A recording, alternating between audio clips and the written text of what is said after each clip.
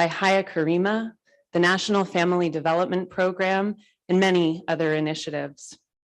There is no time to waste, and we face a set of really important questions. How do we use valuable resources well? How do we optimize program and policy design and implementation? And ultimately, how do we improve outcomes for the lives and livelihoods of Egyptians? So today we come together to launch the Egypt Impact Lab with a really bold vision. I am particularly excited about this because we have truly shaped the lab side by side together with our government partners, and especially together with our colleagues in the Ministry of Planning and Economic Development. And while we are building on ideas that have been shaped at JPAL over the years and around the world, we are also really embarking on something completely new together here. With the launch of this lab, Egypt is poised to be a global leader with respect to prioritizing evidence generation and evidence use in designing and delivering policies to improve the lives and livelihoods of Egyptians.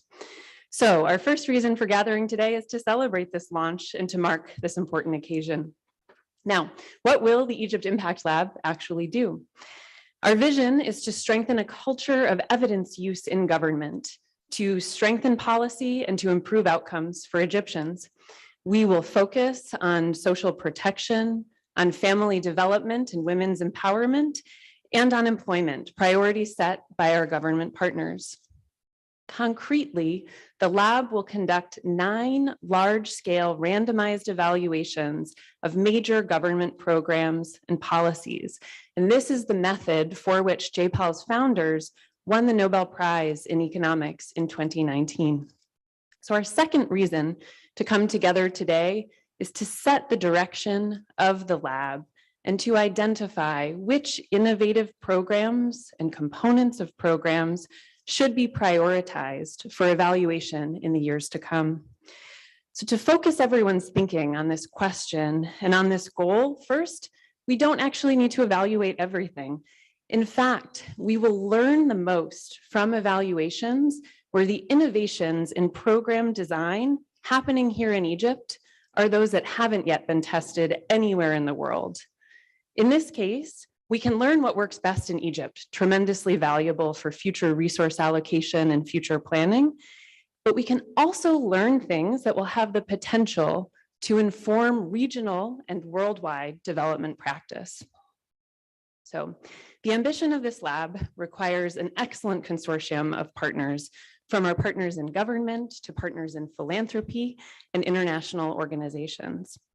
We'll hear from all of them today between our opening remarks and later 2 panels, which will delve into social protection and family development and women's empowerment. In the years to come, we hope that all the rest of you who are here in this room will be a part of the work of the lab. I'm now pleased to welcome on stage Dr. Ahmed Dalal, President of the American University in Cairo, for his introductory remarks. Dr. Dalal is the 13th president of AUC, an accomplished academic leader and scholar. President Dalal, welcome.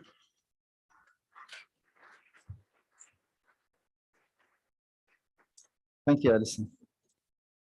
Good morning and welcome to the American University in Cairo for today's launch of the Egypt Impact Lab. I would like to start by extending a very warm welcome to Your Excellency Naveen Qabbash, Minister of Social Solidarity, also to standing for Her Excellency Dr. Hala Saeed, who unfortunately couldn't be with us this morning. As you know, there are ministers have urgent business to attend to, and we're really grateful. Standing for her, Dr. Ahmed Kamali, who's associate professor of economics here at AUC at the School of Business, but currently he's on leave of service, serving as Deputy Minister of Planning and Economic Development. I also would like to extend a very warm welcome to Abhijit Banerjee. Am I saying the name correctly? Yes. Sorry if I'm missing the name. JPAL, co-founder and co-director, joining us virtually, and to the philanthropic partners working with us from Community Jameel and from the Sawiris Foundation and UNICEF Egypt. We are delighted to have you all on campus for today's event. AUC has a long-standing, close relationship with the Egyptian government via a range of collaborations, also through sharing research to address government priorities, and of course through AUC alumni, faculty, and staff who serve in government positions. Dr. Kamali is only one of them. We are proud to be an institution that responds to policy goals. And now AUC is the home of JPAL MENA, a center in our School of Business. The focus of JPAL, as Alison mentioned, JPAL MENA at AUC, on reducing poverty by informing policy with rigorous evidence. This focus epitomizes the university's vision to bridge the worlds of research and practice. JPAL's worldwide affiliated professor network conducts practical, relevant, applied research that responds to the challenges of our time and meets the highest of academic standards. And of course, JPAL MENA's collaborations with scholars in Egypt strengthens this research. And I look forward to seeing those collaborations deepen and increase so that we can all be more effective in the work we do. We are so pleased to have JPAL MENA as part of the dynamic AUC community and as yet another platform to collaborate with fellow researchers in Egypt and of course with the public sector. The Egypt Impact Lab takes this work further. Today marks an important step in evidence-informed policy in Egypt, which we hope will become an example for other countries seeking to drive policy innovation and effectiveness. As a multi-year collaboration between JPAL MENA and at AUC and the Ministry of Planning and Economic Development, with a wonderful group of government strategic partners and philanthropic founding partners, the lab has an ambitious vision to generate evidence on the most important development priorities in Egypt, and to see that evidence get used to improve the effectiveness of some of the biggest development programs in Egypt today. I personally intend to follow this work closely and offer AUC's full support for the work of the lab. Now, I'm honored to introduce Dr. Abhijit Banerjee, JPAL co-founder and co-director, also MIT Professor of Economics, as well as 2019 recipient of the Nobel Prize in Economics. Abhijit, welcome.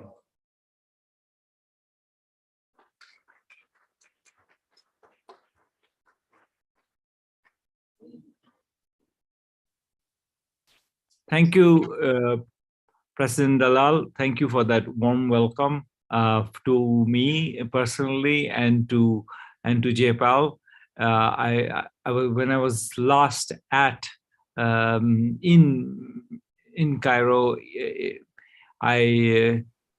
for a previous event of JPAL MENA and at AUC, I remember in that visit with great, both with a memory of great warmth, and with that also a strong feeling of great hope, because I remember meeting with Her Excellency Hala Said in her office and talking about, the use of evidence in government, and that conversation made me extremely optimistic about the prospect of using the techniques that we use in JPAL and to make a concerted effort to improve the use of evidence in policymaking, as we have tried in other countries of the world.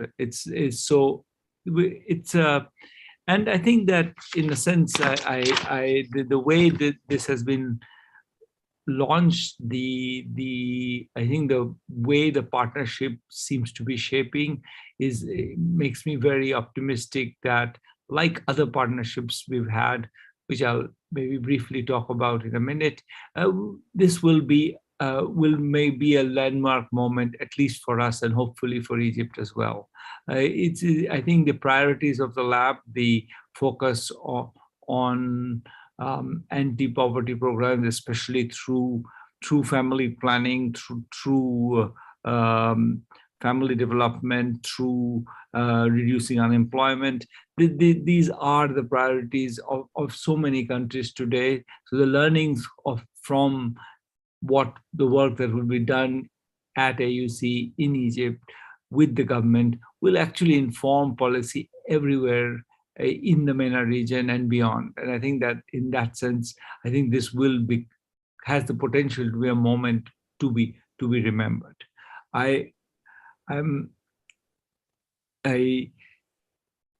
Going back many years, I've had the advantage of having the experience of several such partnerships, and with different governments. We have worked with governments across the world, from say Chile to Peru to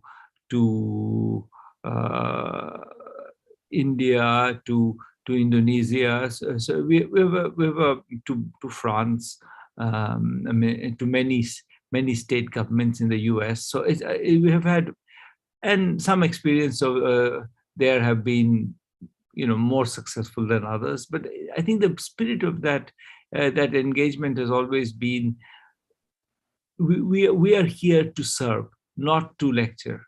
We are here to be in the conversation. We are honored to be in the conversation, the policy conversation of the country, where it's the policymakers who will primarily drive that conversation. That always has to be the case. That the questions have to be posed by those who are in a position to take decisions and who are obligated to take difficult decisions. And it's when they have had the sense that particular decisions would be better if it were informed by policy, and when they have come to us to initiate a conversation around what could we know that would be useful, that's when the partnership have been most useful. When there has been the question and the concern has been owned, that's when the partnerships have been most useful. My experience, particularly, I think my biggest experiences are in India and Indonesia. In Indonesia, we work with TNP2AK, which is the think tank inside the vice presidency. And what the experience of that has always been that they come to us and say, we're going to do a reform, for example, of the social support system. We have a year before it will be launched, or we have 6 months before it will launch. Is there some evidence that you think would be useful? And then that starts a conversation. And what do you plan to do? What is it that could help? And from that, we've evolved research projects. Randomized control trials, as Alison said, would be a key part of that, but also data gathering, also putting together information that maybe is there, maybe some people know it, but just to highlight that information, place it in front of the policymakers, and then organize randomized control trials, come up with a comparison of alternative strategies. Which alternative strategies? Obviously, they start from the government's view on what are the interesting strategies to take. They cannot be, and then perhaps there is in there, maybe if you have enough confidence in us, we get to make some suggestions. Why not also try this? But through that process, what we manage to do when we are successful is to generate evidence that's uniquely matched to the situation. It's answering a question that is clearly apposite, clearly where there is an impetus to from the policymaker to know that. And that makes that occasion extraordinarily, when that happens, that makes it extraordinarily powerful. We have, for example, in Indonesia, the design of the particular cards that citizens have to get their entitlements of the rice subsidy came out of a set of experiments we had done, and what information needs to be provided came out of the experiment, and those cards were given out to millions and millions and millions of households eventually. So that's a kind of experience that has been very rewarding.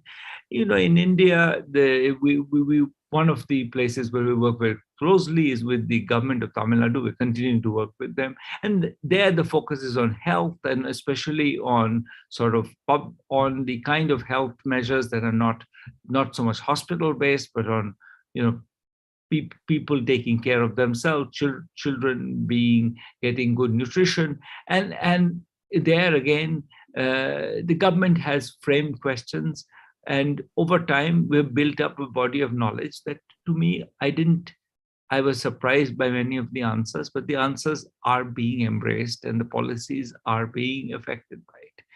We're trying, very related to the work that I think the Impact Lab in Egypt Impact Lab will have, is the work we're doing in Morocco with the Employment Lab, where the focus is on unemployment and how to create jobs, and that's going to obviously be also a key issue in Egypt.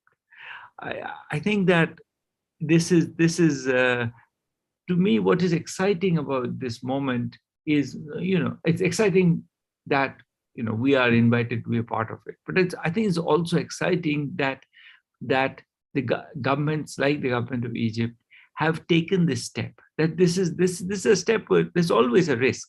When you say that I want to see evidence is always going to be sometimes inconvenient, and it takes a certain amount of moral courage and clarity to take that on. And I'm what's exciting to me is that there are an increasing number of governments which are willing to say, look, we actually don't know the answer. We're okay with the fact that we may not know the answer. We are even okay with the sense that sometimes we will get it wrong. But I think the desire to get it right makes progress extremely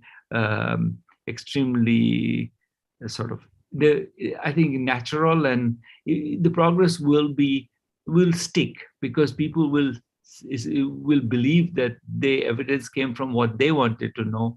The progress will stick, the policies will change. That's the hope, at least. But I see all the stars are aligned here. With that, let me again thank President Dalal and also say hello to my co-panelists, Her Excellency Niveen Kabaj,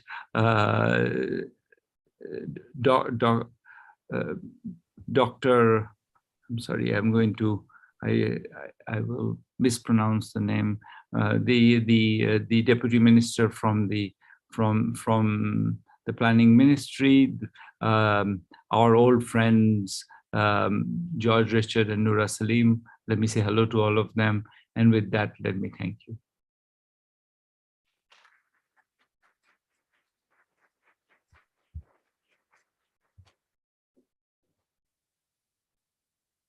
Thank you, Dr. Abhijit. The Egypt Impact Lab is made possible with support from founding partners, Sawiris Foundation for Social Development and Community Jameel, with additional support from UNICEF Egypt. We would like to welcome Engineer Noura Salim, Executive Director of the Sawiris Foundation for Social Development. Welcome to the stage, Noura.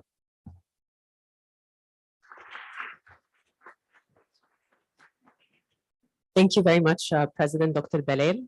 Good morning, Excellencies, partners in development, colleagues. We're really delighted to be here today as founding partners in the Egypt Impact Lab.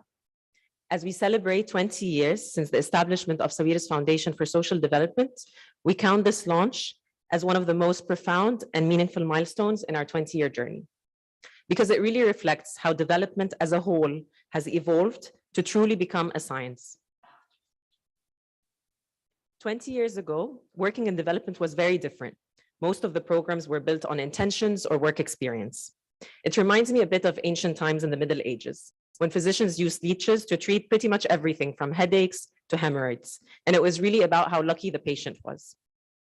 The launch today also reflects how we ourselves as Sawiris Foundation have evolved over our 20-year journey as a grant-making organization that has adopted the principles of effective altruism and that now really aims to utilize a rigorous base of evidence in its programming, and that invests in the production of knowledge around poverty alleviation, youth unemployment, education, and other critical development topics.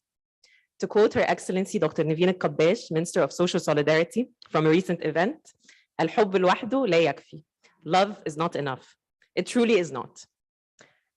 Professor Dean Carlin advised us that heart plus mind equals good policy.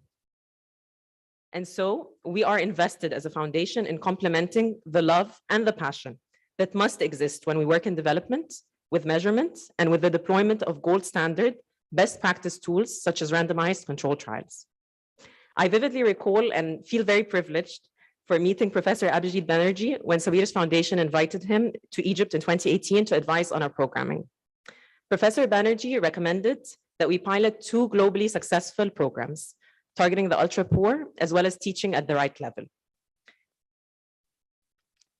Fast forward 4 years later, I'm very happy to report and very happy for Professor Banerjee to hear that we have indeed launched those 2 programs with significant preliminary results.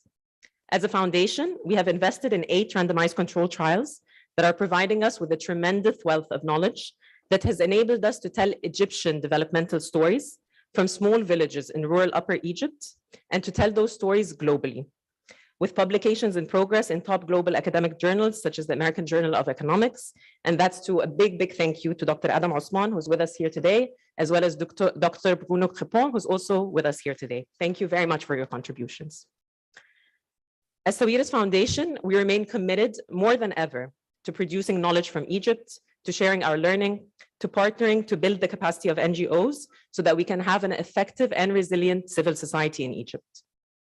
Launching the Egypt Impact Lab with long-standing and very dear partners of Sawiris Foundation that we know strongly share our commitment is a pivotal moment for us.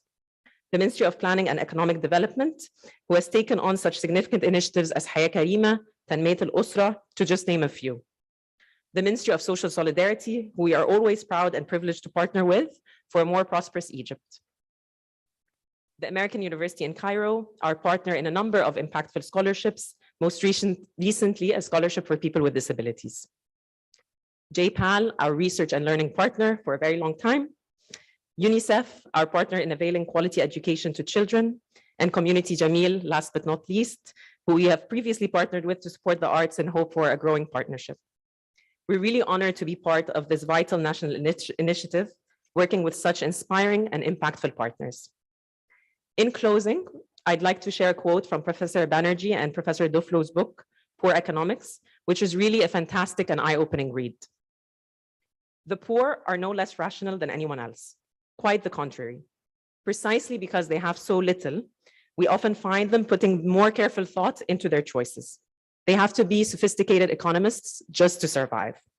I'm certain that the Egypt Impact Lab recognizes this and will be participatory in its approach, and that it will have a significant impact in reducing poverty and enjoying a more prosperous future for Egypt, a future that is inclusive, inspiring, and evidence-based. Thank you very much.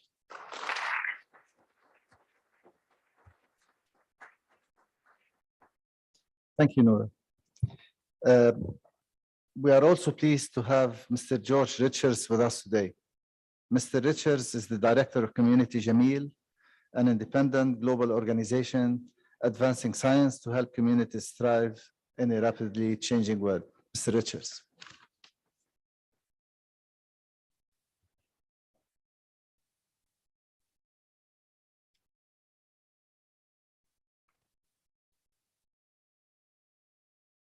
Your Excellency, Dr. Naveen al-Qabbash, President Dalal, fellow panelists, distinguished guests, ladies and gentlemen. I would like to thank the American University in Cairo for hosting today's launch, and the Ministry of Planning and Economic Development and JPAMINA for inviting Community Jameel to participate. It's an honor to be here and a great pleasure to be back in Egypt. كل المصريين بيتكلموا بالانجليزي فكنت عايز اتكلم شويه بالمصري بس عشان كده وزن شوية بس مش عارف أكمل الفصحى صعب قوي. Helping people out of poverty, including here in Egypt, is and has been for decades a critical objective for Community Jameel, as well as for our sister organization, Jameel, which provides financing to Egyptians and their small businesses across the country. Similarly, Art Jameel, another sister organization, has been supporting Egyptian craftspeople and traditional artists with education and business skills at the Jameel House of Traditional Arts in Fustat, in collaboration with the Cultural Development Fund of Egypt and the foundation of His Royal Highness the Prince of Wales. Another long-standing objective for Community Jameel is to advance science and learning, including in Egypt. Around 35 years ago, we joined with the AUC to launch the Jameel Management Center at the old Tahrir campus, today the Greek campus, as the first center for the study of business in the Arab world. The Jameel family has established the Jameel Chair of Entrepreneurship, held by Professor Ayman Ismail, and the Abdul Latif Jameel Hall, both here at AUC.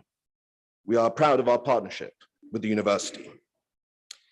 So, tying these threads together, our focus on poverty alleviation and on scientific research, or to mix my metaphors and to quote Professor Banerjee, to align these stars, we were delighted when JPAL, with which we have partnered since 2005, began working in Egypt and with such important partners from various arms of the Egyptian government to the Sawiris Foundation of Social Development, to the many charities and community organizations around the country, and of course, the network of researchers conducting rigorous evaluations of programs. In 2020, as the pandemic struck and threatened to send millions of people around the world back into poverty, Community Jameel doubled down on the work of JPAL in this region by supporting the launch of the JPAL Middle East and North Africa office here at the AUC. We believed JPAL's work was needed then and now more than ever. When I visited Egypt in November and had the pleasure to meet the JPAL MENA team here at the AUC, at last in person, I was deeply moved by their energy, determination, and sheer drive to apply the experimental approach to alleviating poverty in Egypt and beyond. Seeing the Egypt Impact Lab launch today heralds a new chapter in the scale and impact that this work can achieve to the benefit of the Egyptian people. We at Community Jameel are honored to be a part of this endeavor. We have unwavering confidence in and commitment to this project and hope we can be a valuable partner in the years ahead. Thank you again for the opportunity to speak.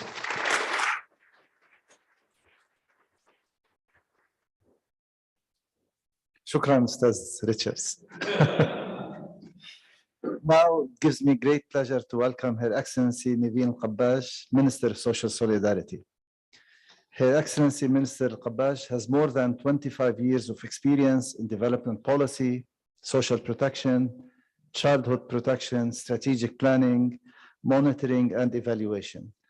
And if I may add, improvise, having listened to Her Excellency speak on a couple of occasions, she actually, in addition to this massive portfolio, which is extremely important to Egypt and to the world, she speaks as an educator. So I think of you as one of us. Please join me in welcoming Minister Qabbaj.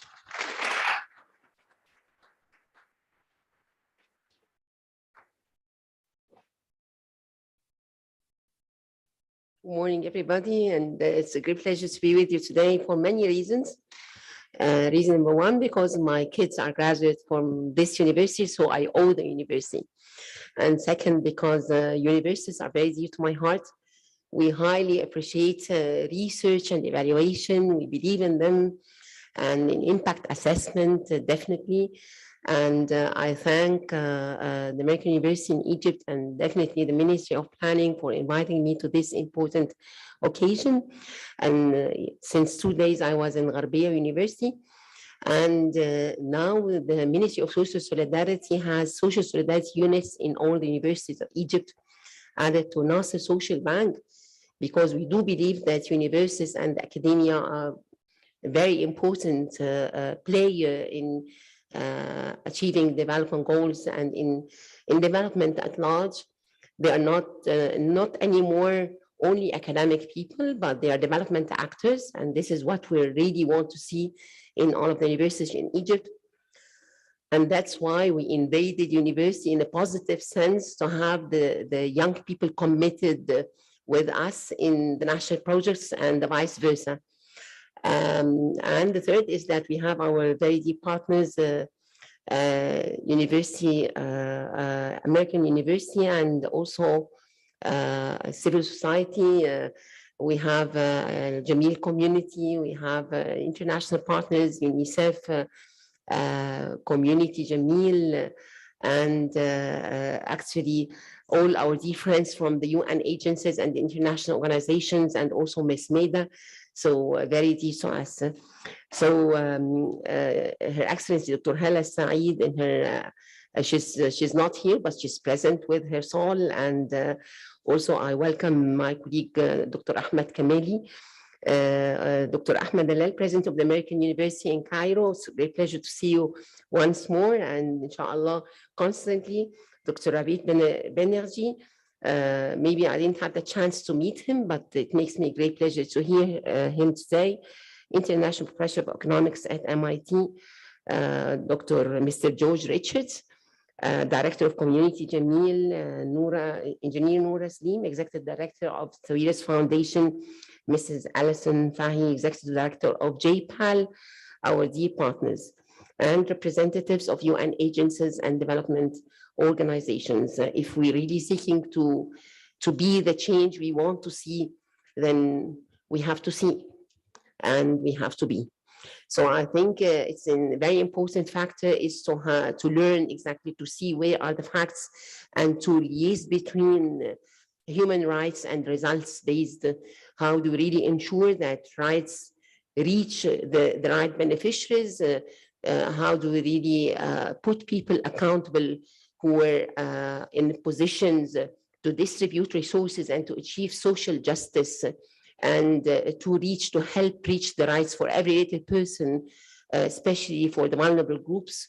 How do we really can correlate between the different factors and the different variables, and learn from what we're doing, and advance and get more forward and learn? So this could not ever be done without evaluation, and especially without impact assessment. And this is why I highly appreciate what JPAL is doing, marketing and actually promoting and advocating for impact assessment in Egypt, which I highly appreciate. And I do believe that monitoring and evaluation is strongly related with management and monitoring and evaluation management information systems, electronic networking, the digital transformation that Egypt is witnessing. We cannot really do it without it. So we have a golden opportunity, is that also the President of Egypt appreciates as evidence, and using evidence-based policies is becoming to be vital to the Egyptian government, and it's very open now. So it's our great opportunity to sell this and to market it more and more, and to get it induced not only in academia and international organizations, but to get it into our government.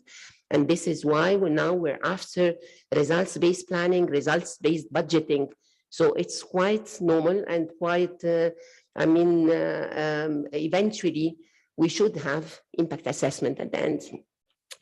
So it gives me the great pleasure to participate today in launching Egypt Impact Lab, which brings together Ministry of Planning and Economic Development and the other ministries as well, including our ministry and JPAL, along with other key development partners, to design and evaluate flagship programs based on rigorous evidence by conducting randomized evaluations, as well as supporting community capacity building on evaluating social programs.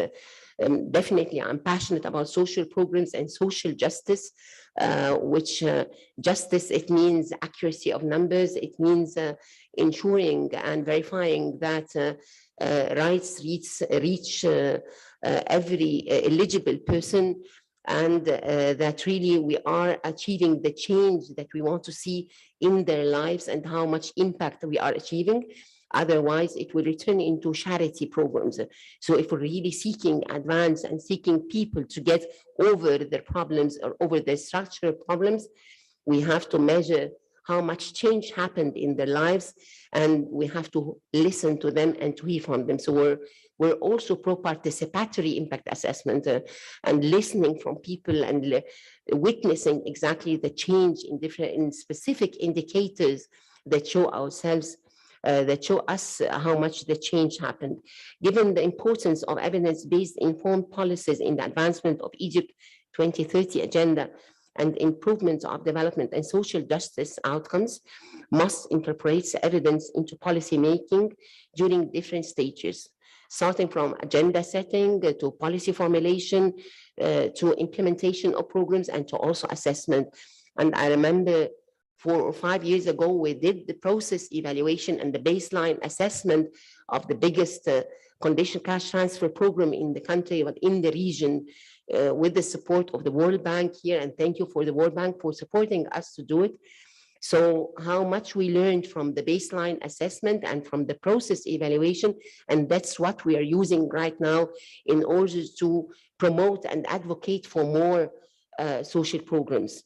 The Ministry of Social Solidarity plays a pivotal role in building, protecting, and utilizing human capital through extending social safety net to the most vulnerable, providing care services, empowering them. We're empowering also people with disabilities, which is part of Egypt's human rights strategy. with strong support, data availability, which assures transparency and how much governance is strengthened and is enhanced at this era. So we should be as much as transparent as possible, and in sharing data, because we passed the ages of having data as secret and as ours. Data is public and is for everybody, and data is halal, you know, so we can use it. I think it's haram not to use it, because it will not be efficient uses of resources. And I remember in UNICEF when I learned that utilization-based policies and utilization-based research. Research is not made for being put on shelves. Otherwise, it would be you were just wasting resources. Disaggregation and accessibility, I think it's very fair enough, and it's very accountable to have disaggregated data to ensure the distribution of resources, and also Egypt's development challenges, which makes us to measure also effectiveness, efficiency, and sustainability. And here then we're speaking about 2030 and the sustainability of issues. Now I became a policymaker, but now before I was not a policymaker. I started from very different aspects, from field work, from programmatic, from technical views, M&E. But as a policymaker, I consider the lack of timely, reliable data and evidence as a major constraint to develop adequate policy responses, as much as we can to expose these policy-making issues with policy scenarios, with costing scenarios as well, because I think the costing is a very important part, especially at this era, where economic factor, we know how much important it is to have how much this scenario would cost, and lost opportunities that we could save. And also, if we don't apply these policies, how much cost we should bear. As we strongly believe in evidence-based programming and impact evaluation, an independent impact evaluation of the conditional and unconditional cash transfer program and the Takaful and Karama, which covers around 4 million households, summing up to 14 million individuals. You know that the database, it includes 35.5 million individuals, which is around 9.6 million households. So we are offering 4 million out of 9.6 million. How do we do this? And how do we ensure that the impact is happening in the lives of these 4 million, to graduate them from poverty and to get people instead? And how would we ensure that our targeting was right?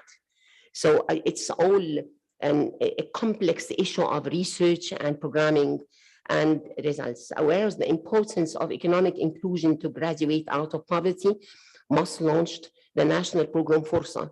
And Forsa is opportunity, which is a social protection plus program.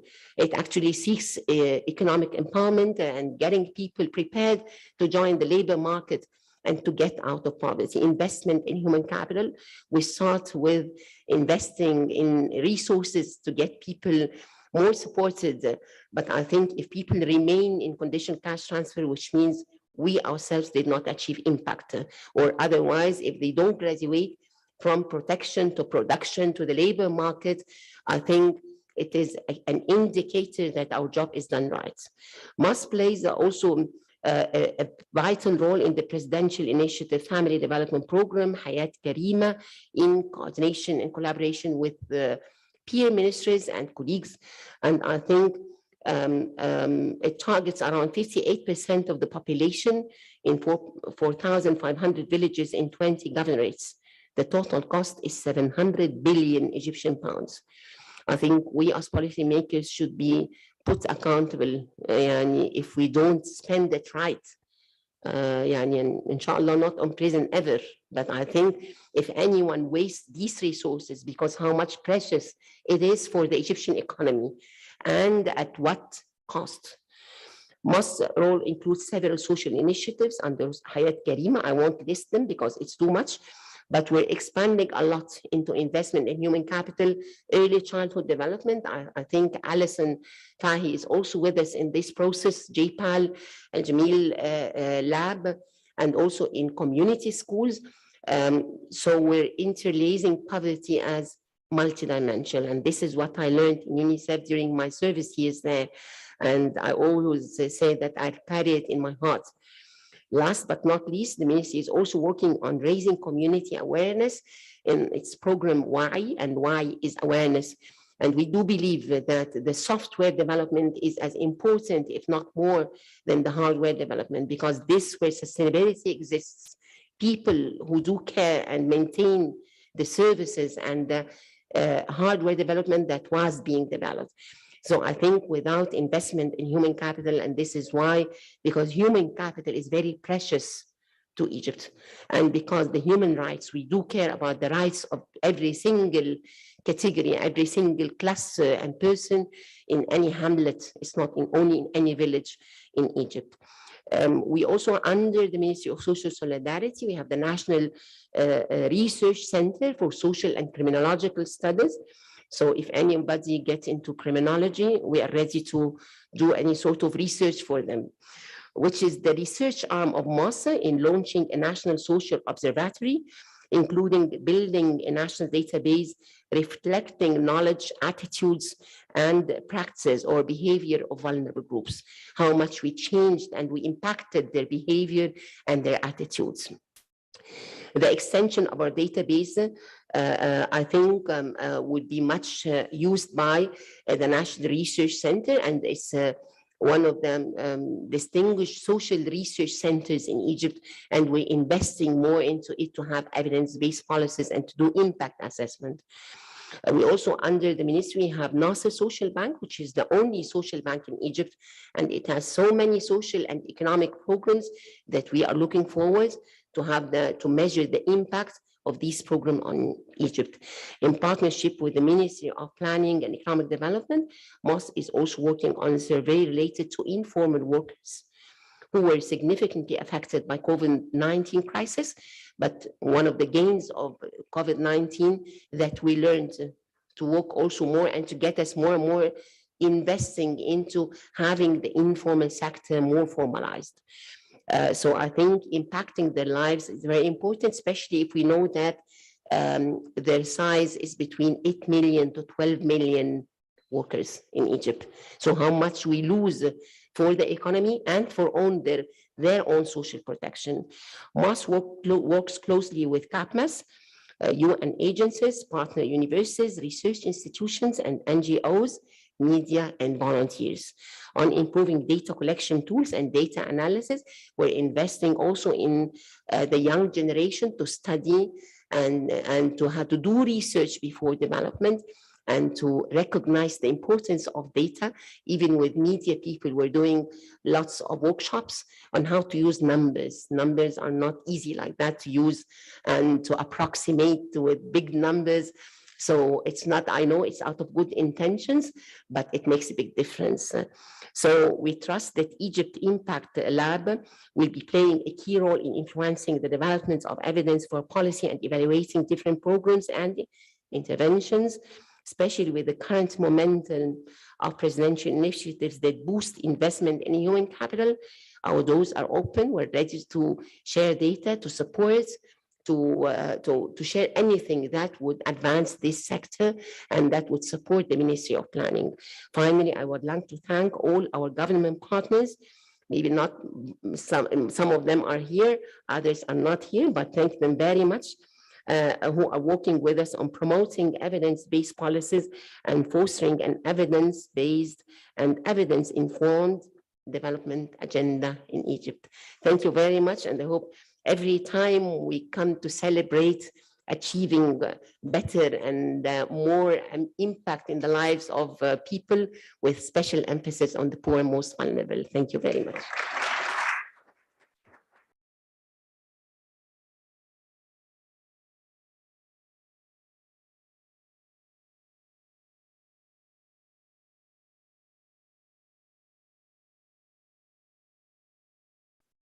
Thank you, Your Excellency, not just for these amazing remarks and the tour de force, but for the amazing work you do on behalf of the nation and its people. I think it behooves us all to do everything we can to support this work, and I hope we will.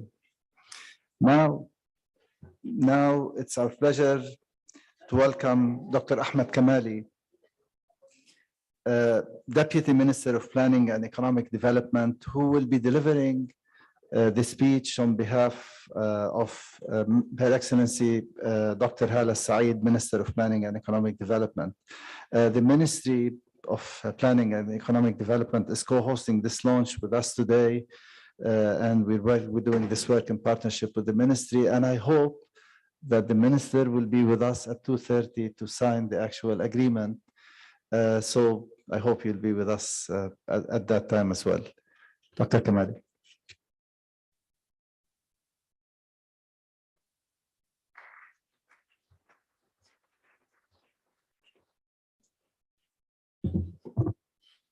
Good morning. It's great to be back to AUC. When the minister communicated with me and she said that she won't be able to make it in the morning, actually I jumped into the opportunity to be at AUC and to be with my friends at AUC, and it's always good to be back and to remember good memories at AUC, and actually to get the chance also to see my daughter. I tried to communicate with her, but she said that she's busy, so she cannot. She is busy doing her assignments and projects. So said, well, if you have time, please, I will be here. So, anyway, so Her Excellency Dr. Hala wanted very much to be here, and I think she also, as the president had just said, she communicated with me and said that she's going to come at 2 p.m. And she asked me to deliver her speech. And so So Excellencies, Dr. Naveen Al-Qabbaj, Ministry of Social Solidarity, Dr. Ahmed Dalal, President of American University in Cairo, Dr. Abaji Banerjee, Director of GPAR, founding partners, estimated guests, ladies and gentlemen, good morning. I'm delighted to be with you today, joined by notable scholars, as we launched Egypt Impact Lab in partnership with Abdulatif Jameel Poverty Action Lab, GPAR. The launch of Egypt Impact Lab represents a significant milestone in Egypt's efforts to expand its capacity for more effective evidence-based policy. The project is the outcome of a fruitful and dedicated partnership between the Ministry of Planning and Economic Development and GPAR, a prestigious international institution that has contributed to the transformation of development economics. Actually, the importance of evidence-based policy emanates from the actual purpose of public policy, to address citizens' needs efficiently, improve living standards, and deliver a bright future for upcoming generations. Hence, achieving such outcomes requires a genuine understanding of the citizen and surrounding context in order to infer what may work and what probably will not. This necessitates drawing upon wide breadth of systematic evidence and conducting rational analysis to enhance government effectiveness and impact. Additionally, promoting a culture of evidence-based policy is of particular significance to developing countries. This significance is magnified following the outbreak of COVID-19 and its wide adverse effects on poverty and development.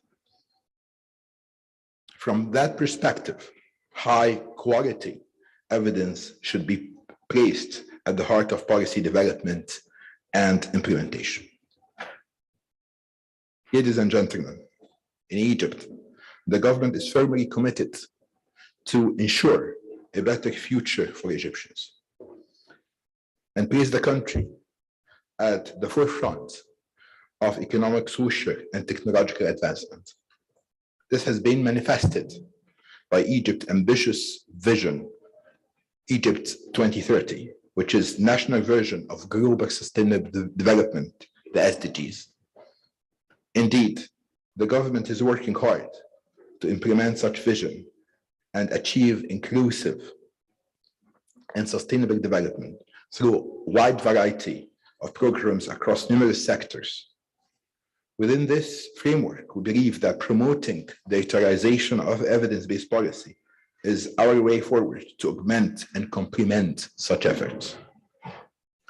In this regard, the Egypt Impact Lab plays a vital role in addressing the government development priorities and reinforcing the impact of national initiatives.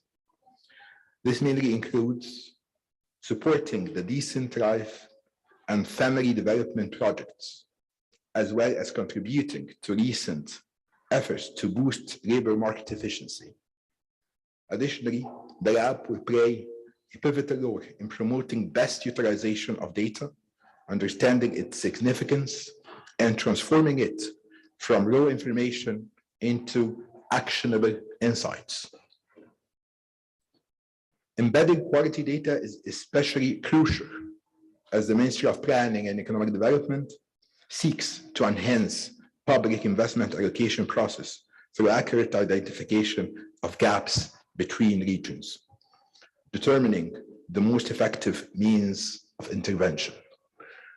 Now, let me just say a sentence here, a couple of sentences here. Actually, 3 years ago, when I joined the ministry, I had a meeting with the GPAG because of course, from my academic background and from my position here at AEC, I know about the GPAG and its significant contribution. And actually, I was very keen to have a collaboration with the GPAG and invited GPAG Egypt to come and to have a chat with us in the ministry. And I was very much interested in the impact-based M&E. And because as you know, we have thousands of public projects that is funded by the ministry. And it is very, very important to monitor and to evaluate the impact of these projects. And I think this step is going to very much help in this respect. We started now by the implementation-based M&E. So now we have a very good database of projects with essential data. And now with this database, I think it's time to have more in-depth look at the impact of these projects. So I guess this is a step. We're going to have these two projects, two mega projects, the one Decent Life Initiative and the family development projects. But I think this is the beginning of a path that we're going to walk with along with GPAL. Right.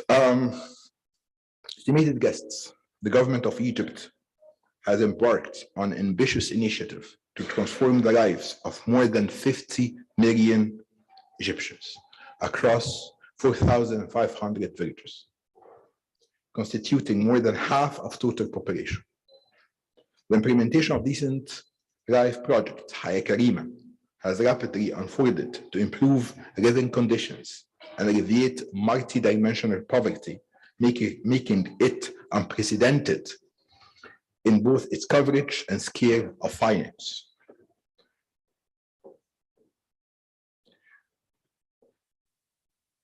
Actually, the project is very much aligned with the SDGs. Actually, all the SDGs is aligned with Decent Life Initiative. This is reflected by the initiative's main dimension: improving livelihoods, developing human capital, upgrading infrastructure services, and providing decent work. In addition, it endorses gender equality and women empowerment, reframing burdens into breadwinning opportunities. To further these efforts, the government has recently launched the National Project for Family Development under the patronage of His Excellency, the President Abdel Fattah al-Sisi. The project aims to approach Egypt's chronic population issue for the first time from a developmental perspective. Such approach is centered on elevating human capital and enhancing the quality of life for Egyptians. The project takes to its heart women, economic and social empowerment to allow them to grow, prosper, and to be best version of themselves. It also formulates a set of policies focused on enhancing reproductive health services, raising awareness, and digitizations of systems to reach out to target groups. This is in addition to introducing a deferred financial incentive scheme, providing long-term support for women, offsetting their motives to increase fertility and altering power dynamics in Egyptian family. As you may notice that these two projects share a vital cross-cutting theme: employment. In other words, generating decent and productive job opportunities that are aligned with the future of work is in a rapidly changing world. Improving employability through a comprehensive development of the labor market has always and will be a key priority for the Egyptian government.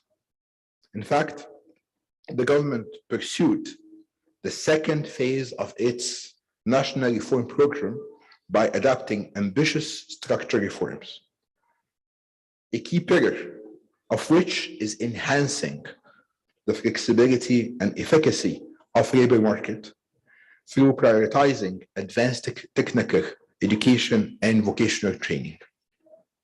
To this end, the Ministry of Planning and Economic Development is working, along with other entities, on the development of a labor market information system, LMIS, to serve as a comprehensive database on market characteristics, demanded jobs, and most required skill sets.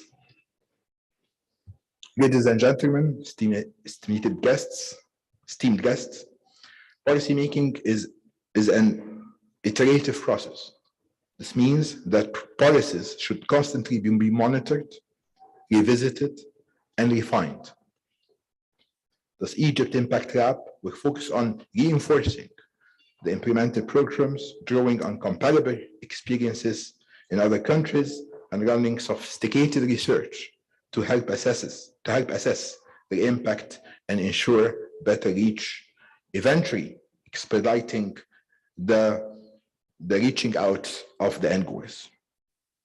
To conclude, I would like to emphasize that the collaboration we are witnessing today aims at fostering the ecosystem of innovation between a network of prominent institutions, fundamentally underpinning the momentum we are witnessing today in Egypt.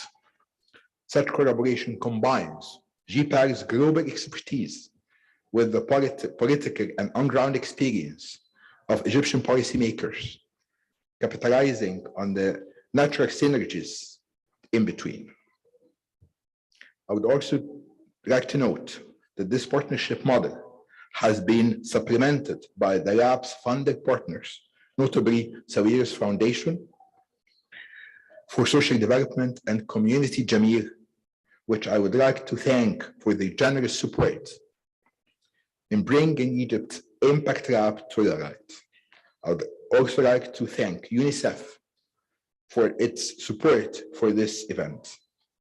Finally, I would like to reiterate that good ideas is not a guarantee for success. A bright idea can only achieve breakthroughs if based on solid grounds. That said, the power of evidence-driven decision-making lies in its capacity to circumvent the most daunting of obstacles and achieve the most optimistic of aspiration. I wish Egypt Lab the utmost success and wish you all a fruitful discussion and very pleasant day. Thank you very much.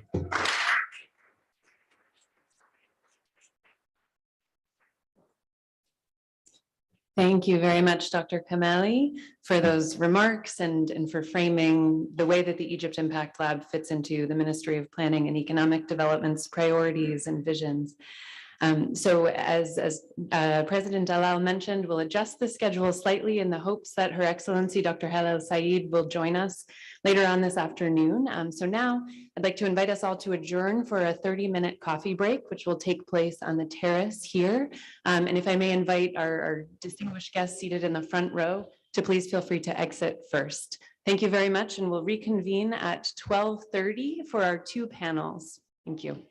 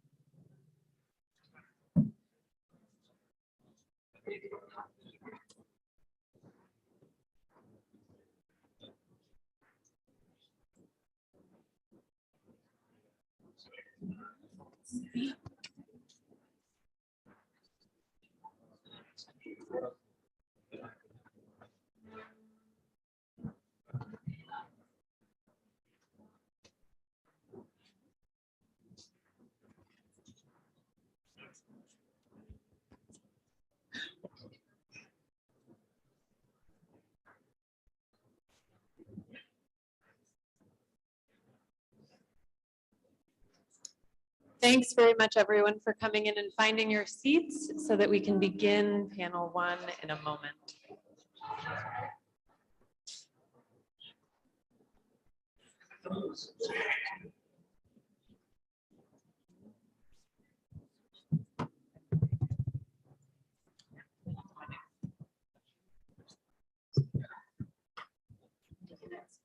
Yeah, hit again, so it'll go red.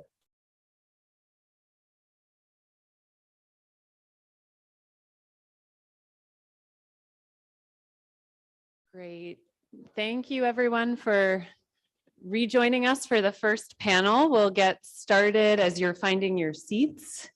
So this panel will focus on poverty alleviation, and in particular, a discussion of transformative approaches, those that are being led by the government of Egypt, and lessons from transformative approaches to alleviating poverty around the world. As was mentioned in our opening session, social protection is one of 3 topical priorities of the Egypt Impact Lab. The lab will generate rigorous evidence on the impact of innovations in social protection led by the government of Egypt, will distill lessons from global research on social protection, and will try to use that evidence to inform effective policy design. The objective of this panel this morning or this afternoon is to give direction to the social protection and the poverty alleviation work of the Egypt Impact Lab. As you heard from our distinguished speakers in the opening remarks, the flagship Haya Karima is the largest development initiative in Egypt and involves a wide range of government partners responsible for designing, implementing, and monitoring components of the program. So this panel will delve into the roles that the Ministry of Planning and Economic Development and the Egypt Impact Lab strategic partner, Ms. Maida, are playing in implementing Haya Karima. We'll hear from these government representatives about some of the most promising opportunities to generate useful policy relevant research on the impacts of Haya Karima. Our philanthropic partners will reflect on the use of evidence in decision-making in their organizations and their approach to building partnerships focused on evidence use. And our JPAL affiliate will share how research can really respond to policy goals. We want this panel to really inform action. This gets back to that second goal that I mentioned this morning. We want to identify in our discussion priority components of Haya Karima and similar poverty alleviation programs, which the Egypt Impact Lab should prioritize evaluating. This is going to lead to a post-launch process of working together with government, with researchers from our networks, and with the other partners in the room to try to develop and co-design innovations and evaluations that can inform scale and inform policy decisions. So with that, I'd like to welcome our first panelist, Dr. Riham Rizk. She is the head of Social Planning and Development Unit at the Ministry of Planning and Economic Development, and she is the ministry's focal point for the Egypt Impact Lab and a dear partner to us in creating this idea. Previously, she's associate professor at the Universities of Canada and the British University in Egypt. So I'll welcome Riham and invite her first to talk as a key part of the team building the lab, a bit about the lab to build on Dr. Kamali's remarks earlier. And then if she can share more about Haya Karima and the ministry's role in coordinating this massive initiative of the government. So Riham, over to you.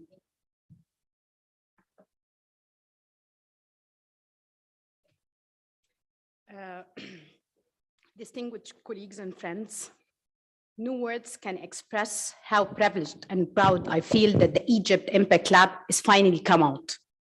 After nearly a year of hard work, rigorous discussions, fine-tuning and tweaking among the various stakeholders, what started out as an ambitious idea is becoming a reality. The Egypt Impact Lab is led by the Ministry of Planning and Economic Development. Among its prominent strategic partners, the Ministry of Social Solidarity, the Ministry of Trade and Industry, the National Council for Women, and mass media. Evidence-based policy making has for long been an ambition of the government of Egypt. And one of the key challenges to it was measuring the impact of government interventions in a scientific way that would benefit policymakers. In the light of this, the mission of the Egypt Impact Lab is to help the government of Egypt to advance the use of the rigorous evidence and action-oriented research in designing innovative solutions to employment challenges and poverty reduction. This would not have been possible without the help and the support of the strategic donors of the Egypt Impact Lab, the Sawiris Foundation for Social Development, and the community Jameel. All the gratitude and the thankfulness goes to the AUC, not only for supporting the event, but also for the ongoing support that we received till the launching time. On a personal note, I would like to thank Her Excellency, Dr. Hala Said, my mentor, and the Ministry of Planning and the Minister of Planning and Economic Development for her trust and empowerment. Dr. Kamali, Engineer Noura, Slim, and Mr. George Richard, and Alison, Fahi, and the GPAL team for their support. Finally, Dr. Dalal, the president of the American University in Cairo, for his support and the endorsement of the Egypt Impact Lab. Thank you very much. And now I'm gonna start my the first panel by talking about Haya Karima initiative. I'm gonna go through Haya Karima initiative by answering three main questions. What is this program and why this program has been launched by the government of Egypt, and how the Egypt Impact Lab gonna benefit this program? Haya Karima is a comprehensive multidimensional poverty alleviation program that aims to expand the national social safety net to the poorest villages, focusing on meeting their social and economic needs. Haya Karima was launched in Jan 2019. Its first phase targeting 375 villages, which are the poorest villages in Egypt. The main intervention of this phase is expansion of natural gas coverage, expansion of sewage services coverage, education and health services coverage as well. The second and the third phase of Haya Karima was launched in 2021, not only targeting the poorest, but all the rural communities in Egypt with a budget more than 800 billion, around 4% of the GDP. This program targets poverty in Upper Egypt, which nearly 50 million individuals. The pillars of Egypt, the pillars of Haya Karima focuses on improving living standards and investing in human capital, developing sustainable infrastructure, improving human development, service delivery, and finally, providing decent job opportunities. The goal of this initiative is to raise living condition of all residents of the rural communities in Egypt. So here, we're going to have a look on the criteria of selection for the villages under Hayat Karima and how the investment are allocated. We do have 4 main criteria: the poverty rate at this village, the population size, the deprivation rates on access to sanitation and access to drinking water.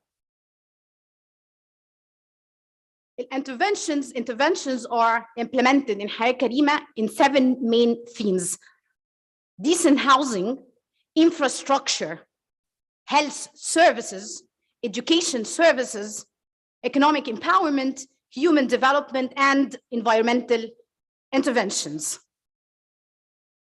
Coming to the second question, which is why Hayat Karima has been launched and why the government of Egypt is really keen to make this happen.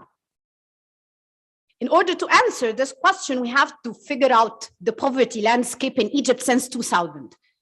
And what is observed here since 2000, the poverty rates in Egypt is increasing substantially till it reached its peak in 2017, 2018, 32.5. And then in 2019, 2020, it declined to 29.7. And if we look closer to the distribution of the poor in Egypt across rural and urban area and trying to figure out the difference, why the poverty rate nearly declined by 2.7% between 2017, 2018, and where we're going to find that the rural communities, the poverty rate declines over those 2 years by almost 3.6%. Looking closer across regions, we're going to find that the highest decline comes from the rural lower Egypt by almost negative 4.7%, followed by rural upper Egypt, where the poverty declined by negative 3.7%. The poverty rate, if we look to the hikes, and this comes from the Household Income Consumption Survey for 2019-2020 and 2017-2018. But if we look again to 2019-2020, to look closer to the regions, we're going to find still the rural communities in Egypt is suffering from high poverty rate, reached to 48.2% of the population are poor in the rural upper Egypt, which makes the government decide to scale up its poverty alleviation efforts and launch the second and the third phase of Hayat Karima to expand the coverage from the poorest villages, which are 375 villages, to almost 4,500 villages in 2021. My last question here to answer how the Egypt Impact Lab could benefit Hayat Karima initiative. So by looking closer to the Hayat Karima interventions, so our question here, how Hayat Karima intervention could help the extreme poor to establish sustainable self-employment activities and generate lasting improvement in their well-being. And this will be done by measuring the impact on different dimensions, including consumption, food security, productive and household assets, financial inclusion, time use, income and revenues, physical health, mental health, political involvement, and women empowerment. So this is what what Hayat Karima needs from the Egypt Impact Lab to look closer to the magnitude of the seven interventions of Hayat Karima and how they affect the well-being of the poor. Thank you very much.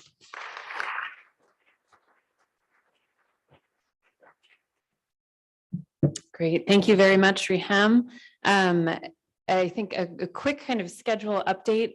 We understand that Her Excellency Dr. Hala Saeed is en route. She's tried to move her schedule around so that she can be with us. So we may make some adjustments a little bit as we go. We'll all be flexible.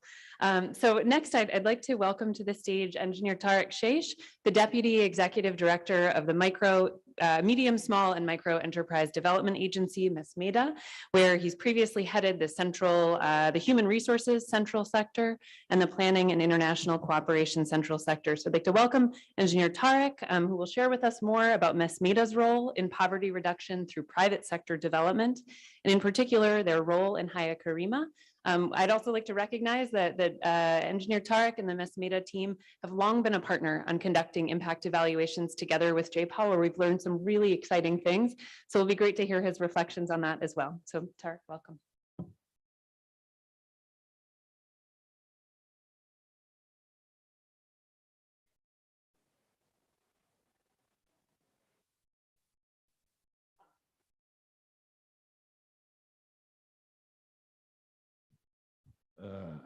I'll speak in Arabic. If someone want to make these headphones, please be prepared. طبعا أنا في البداية عايز يعني أقول إن المبادرة الحقيقة بتاعت إنشاء Egypt Impact Lab حاجة مهمة جدا وجاية في وقت مهم جدا. احنا دلوقتي كلنا كل حاجه بنعملها بنبقى دايما عايزين نعرف مدى تاثير المبادرات بتاعتنا في تحقيق الهدف اللي هي تم تصميم هذه المبادرات من خلالها. ومصر حاليا بتقوم مبادرات قوميه كثيره ومنها حياه كريمه اللي هنتكلم عنها ومبادرات اخرى ايضا. التعاون بيننا وبين جيبال الحقيقه تعاون مثمر ورائع، وهم من الأماكن يعني المميزة جدا في عملية قياس الأثر. وإحنا كان لنا تجربة معاهم في 2016 وكانت على شكل بايلوت.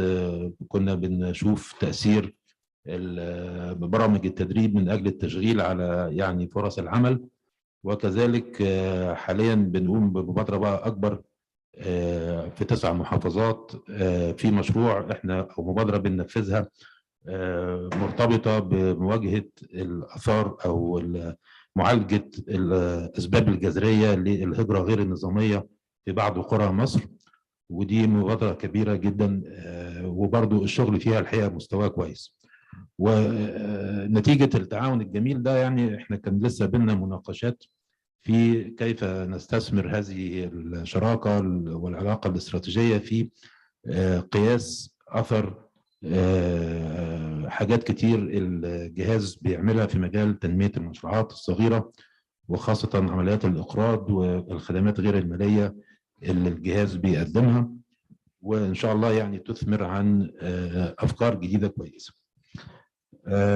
طبعا احنا لو بنتكلم على البوفرتي alleviation فأكيد إن المشروعات متناهية الصغر بالذات والصغيرة إلى حد ما هي يعني عامل مؤثر جدا في تخفيف من حدة الفقر، بمعنى كل ما نقدر ننمي هذا القطاع فإحنا بنقدر نصل إلى فئات كثيرة جدا بطبيعة هذه المشروعات اللي هي مشروعات يعني بسيطة التكنولوجيا ورأس مالها مش كبير، وبالتالي أعدادها كبيرة جدا ومنتشرة في جميع ربوع مصر، لأن احنا عندنا المفروض 3 مليون و8 منشأة في مجال المايكرو والسمول يعني، وده رقم كبير جدا بالمقارنة طبعا بالمشروعات الضخمة.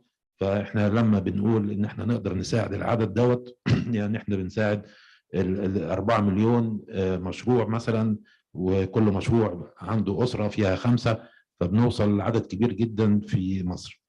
ولذلك هي مرتبطة فعلا بالتخفيف من حدة الفقر بطبيعتها المكثفة للتوظيف وبطبيعة انها بتخلق دخل لعدد كبير جدا من الناس، فهي تأثيرها في هذا الموضوع اعتقد انه واضح. والحقيقة ان هي المشروعات الصغيرة كمان تنمية هذا القطاع يعني إذا كان بنقول إن هو بيخفف من حدة الفقر نتيجة الانتشار والعدد، هو بيعمل يعني تنمية اقتصادية كمان بخصائص طيبة، يعني خصائص مفيدة فيها عدالة في التوزيع بتاع الدخل، وفيها تواجد أو عدالة مكانية لأن هي موجودة في الريف وفي الحضر وموجودة في جميع محافظات مصر بخلاف المشروعات الضخمه اللي عاده بتبقى في اماكن محدده وهي متنوعه ايضا. فاذا لما بتحصل ازمات كبيره في يعني خارجيه او داخليه تؤثر على الاقتصاد، المشروعات الضخمه ممكن تتعطل في سيكتور معين، انما احنا بنلاقي الصغير لو سيكتور وقف التاني بيشتغل. فدايما هي بتدي نوع من المرونه والتصدي للنشاط الاقتصادي امام اي ازمات. يعني كل دي مزايا للمشروعات الصغيره، وبالتالي تنميه هذا القطاع له اثار دايما ايجابيه. يعني يمكن اخر حاجه احنا كنا بنتكلم مع الاستاذه داليا توادرس في مشروع تنميه الاسره المصريه، وكان الفرديه برضه اللي موجوده ان الستات لما بيتم تمويلها ده ممكن يؤثر على معدلات الزياده السكانيه، فده شيء مهم. فدايما المشروعات الصغيره بتقدر توصل للمراه وللرجل وللريف وللحضر وفي القاهره وفي الصعيد. دي كلها مزايا تحسن التنميه الاقتصاديه، تقلل من الفقر، تعمل عداله مكانيه، تدي مرونه في الاقتصاد. احنا كجهاز بما ان طبعا احنا بنتكلم برضو على مبادره حياه كريمه، لينا دور مهم قوي ان احنا بنرأس احد اللجان الثلاثه او الاربعه اللي في هذه المبادره، اللي هي لجنه التنميه الاقتصاديه. ومعانا ممثلين من جميع الوزارات او اغلب الوزارات، وزاره التخطيط طبعا، وزاره الزراعه، ووزاره التضامن والتموين، وجهات كثيره قوي. والهدف دي من المحور ده هو ان احنا نوفر يعني دخل من خلال المشروعات الصغيره او مشروعات البنيه الاساسيه برضو والتشغيل لابناء القرى اللي احنا بنعمل فيها المداخلات بتاعتنا. واحنا مخصصين كجهاز مليار و400 مليون جنيه في السنه الاولى للقرى اللي موجودين في حياه كريمه. تقريبا صرفنا منهم حتى الان مليار و100. دول وصلوا لحوالي 40,000 مشروع أو 40,000 قرض. وطبعا هناك جهات أخرى زي وزارة التضامن برضو بتقوم بدور في توفير قروض لأبناء هذه القرى. وزارة الزراعة بتقوم بدور. وبما أننا يعني كنا بنليد هذا المحور، فإحنا زرنا ال 1500 قرية، قدرنا نحصر الخصائص السكانية بتاعتها والاقتصادية، وقدرنا نشوف ايه الأنشطة المميزة لكل قرية، وايه اللي احنا دراسات الجدوى الاسترشادية اللي ممكن نقدمها. وبدأنا ندي ندوات توعية عن جهاز تنمية المشروعات، خدماته. احنا طبعا بندي تمويل وبندي أيضا خدمات أخرى غير مالية زي تدريب وزي تسويق وزي دعم فني. فكل ده كان يعني نتيجة الجهد ده كله ان احنا قدرنا نمول ال 40,000 مشروع اللي انا اتكلمت عنهم. وطبعا هنكون مستمرين في المرحلة الثانية والثالثة ان شاء الله بمعدلات يا اما زي اللي احنا عملناها يا اما اكتر شوية.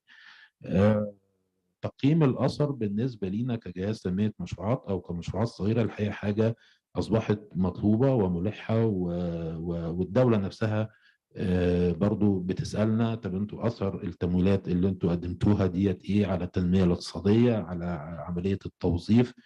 وإحنا السؤال ده يعني الإجابة عليه كانت بالنسبة لنا يعني صعبة. يعني هنثبت إزاي فوجود آليات لتقييم الأثر بمنهج علمي، لان يعني يمكن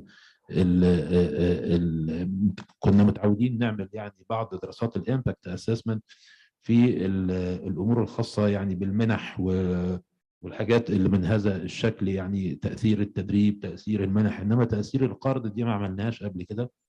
وكان فيها صعوبه في التنفيذ، انك تجيب مجموعه خدت قرض ومجموعه اخرى بنفس الظروف ولم تأخذ القرض، وتحاول تشوف الأثر.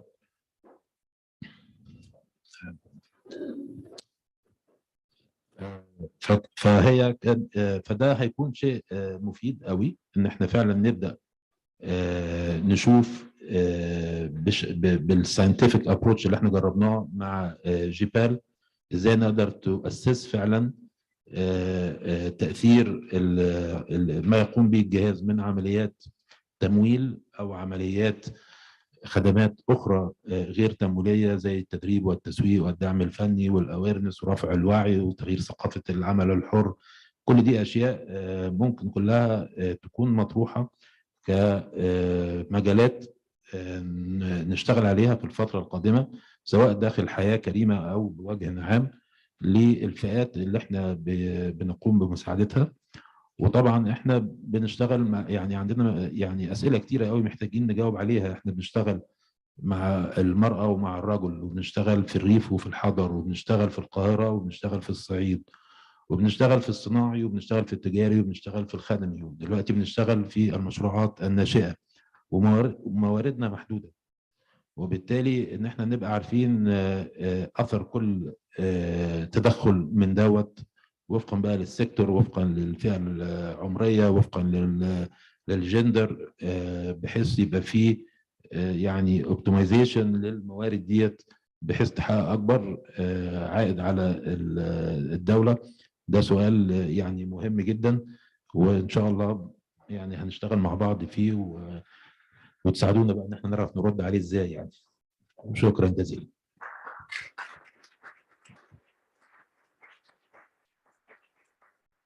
Wonderful. Thank you very much, Engineer Tarek, for those remarks. I'd now, I think, like to extend a warm welcome to Her Excellency Dr. Hala El Said, who we very much appreciate Her Excellency's presence with us today. So thank you for joining us for the panel.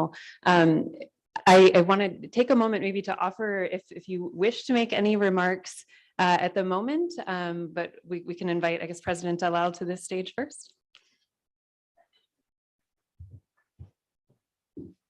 Did you finish the panel? We're at the halfway point, so we Halfway. can continue. Yeah. It is a great pleasure to welcome Her Excellency Dr. Hala Said, Minister of Planning and Economic Development, who's co-hosting the launch of this event today. Dr. Said was the first elected dean to the Faculty of Economics and Political Science and vice president of Cairo University for Scientific Research and Foreign Relations, and I'm sure you all see that in her work. Dr. Said will be delighted if you could give a few remarks, and then later on we will move into the signing.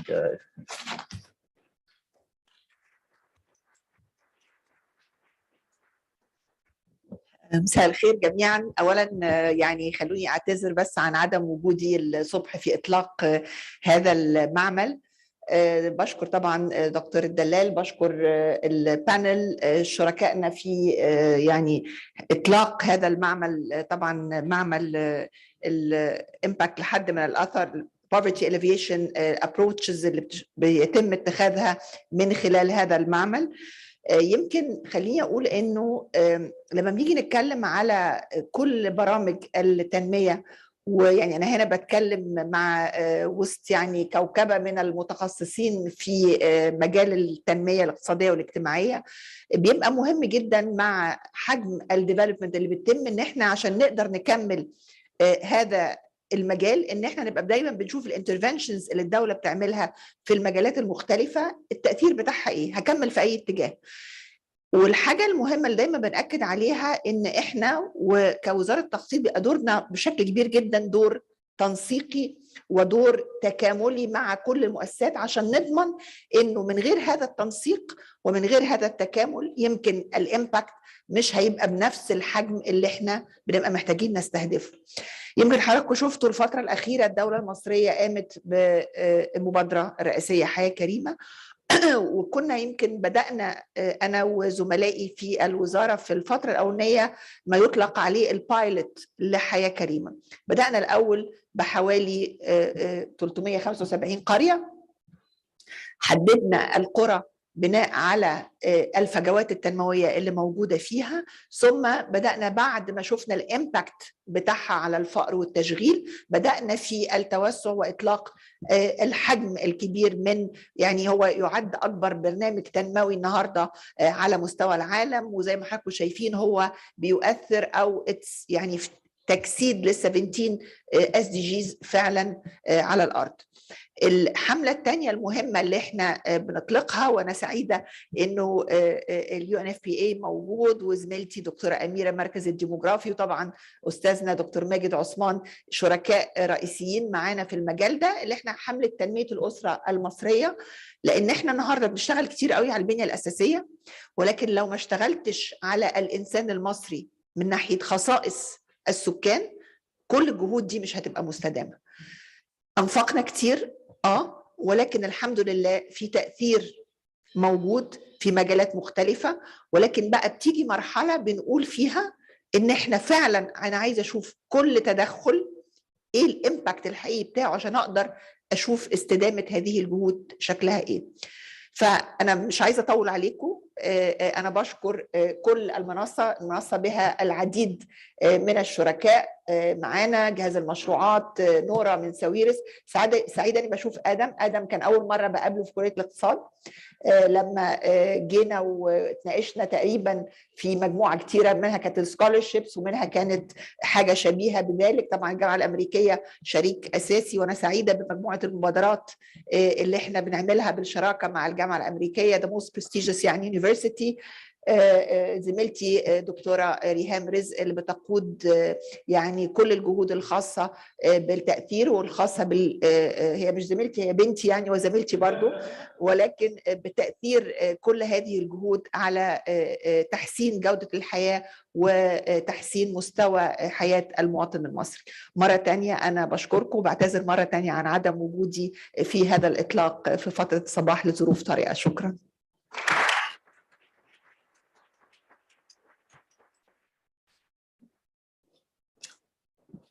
Many thanks, Your Excellency, for those remarks. And I think those remarks and endorsement for the work of the Egypt Impact Lab and how it's situated within government priorities are a perfect segue to the next panelist with us for our first panel, Dr. Adam Osman.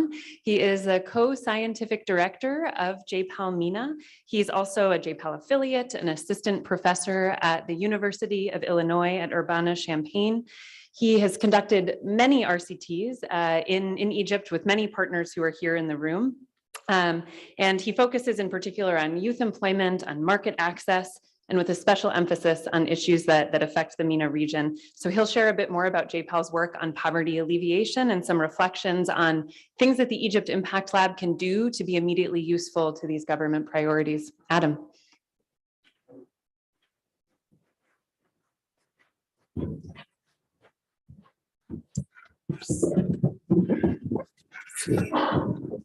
Thanks everybody for coming today. And I'm really excited to be here today. It's really, a dream come true.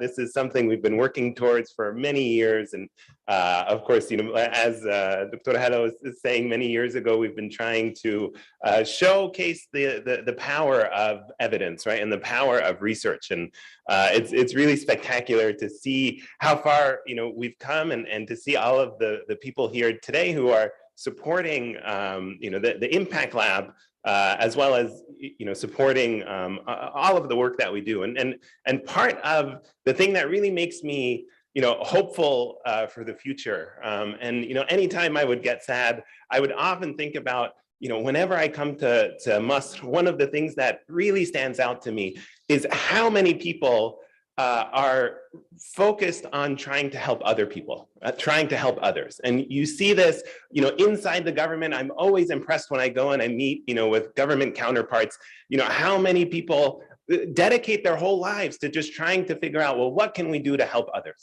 And that's, of course, inside the government, but also outside the government. We have civil society, we have philanthropy. There's so many people out there who try their best to figure out what to do.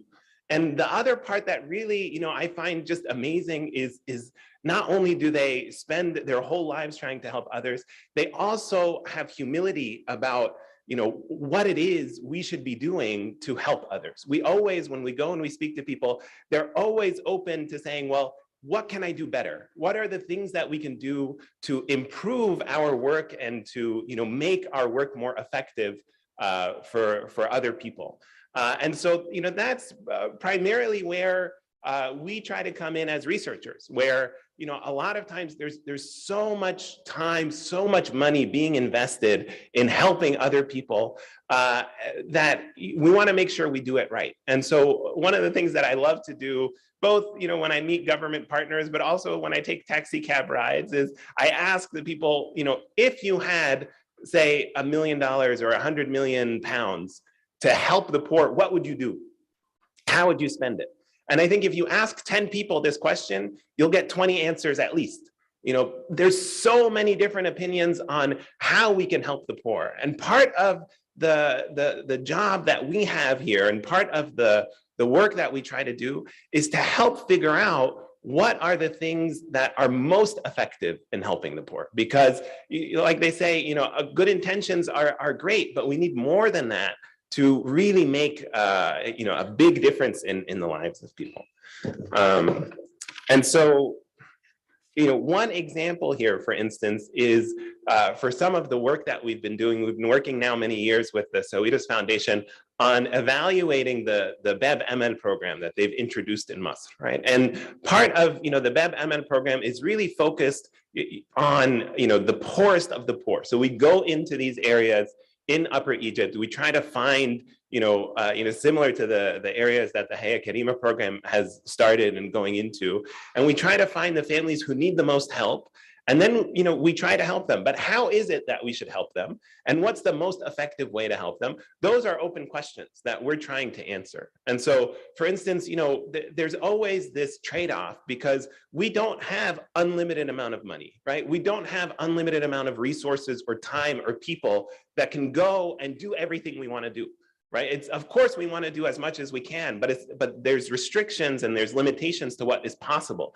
And so given those limitations, we need to figure out, what is the most effective strategy we could do to maximize the impact that we can have. So one of the questions, for instance, that we're trying to answer in this BEB-ML program is, if you have a set budget, is it better to, try to, give everybody who's eligible a certain amount of money, or is it better to focus on a smaller sample of people and give them much more support and much more funds to help grow, right? And this is part of a question of whether or not this idea of poverty traps exist. So is it that if you give some people a little bit, will that help them get out of poverty? Or do we need to do a big push intervention where we give them a lot in one time? And hopefully this year, right, we focus on one group and we really help them pursue or transcend that threshold of extreme poverty. And then next year we do another big push, or should we go to everybody at the same time and do little pushes? And this is one of the questions that we're asking. What we've seen in the past, through JPAL's work on the graduation program in many different countries, is that these big push interventions can help in the long term. That when you go to the poorest of the poor and you give them tons of support, they are able to escape poverty, right? And one of the questions that we're trying to figure out is, well, can you do this at a smaller, a smaller push, but at a bigger scale?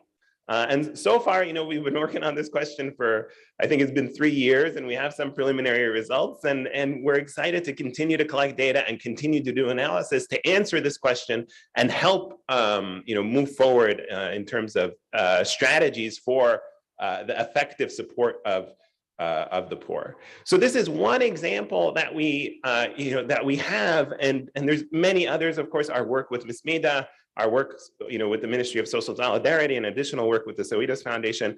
And there's so many questions out there, and so many important questions out there. And one of the things that makes me so excited about the Impact Lab is that we're going to be able to start answering more and more questions. And the other part that makes me really excited about the Impact Lab is that this is building, an infrastructure for us to use to train the next generation of researchers, the next generation of policymakers, who can then, now start, from the ground up and learn how to do really high quality research, learn how to integrate it better and bring their own thoughts and own views into this process, and and really grow from there.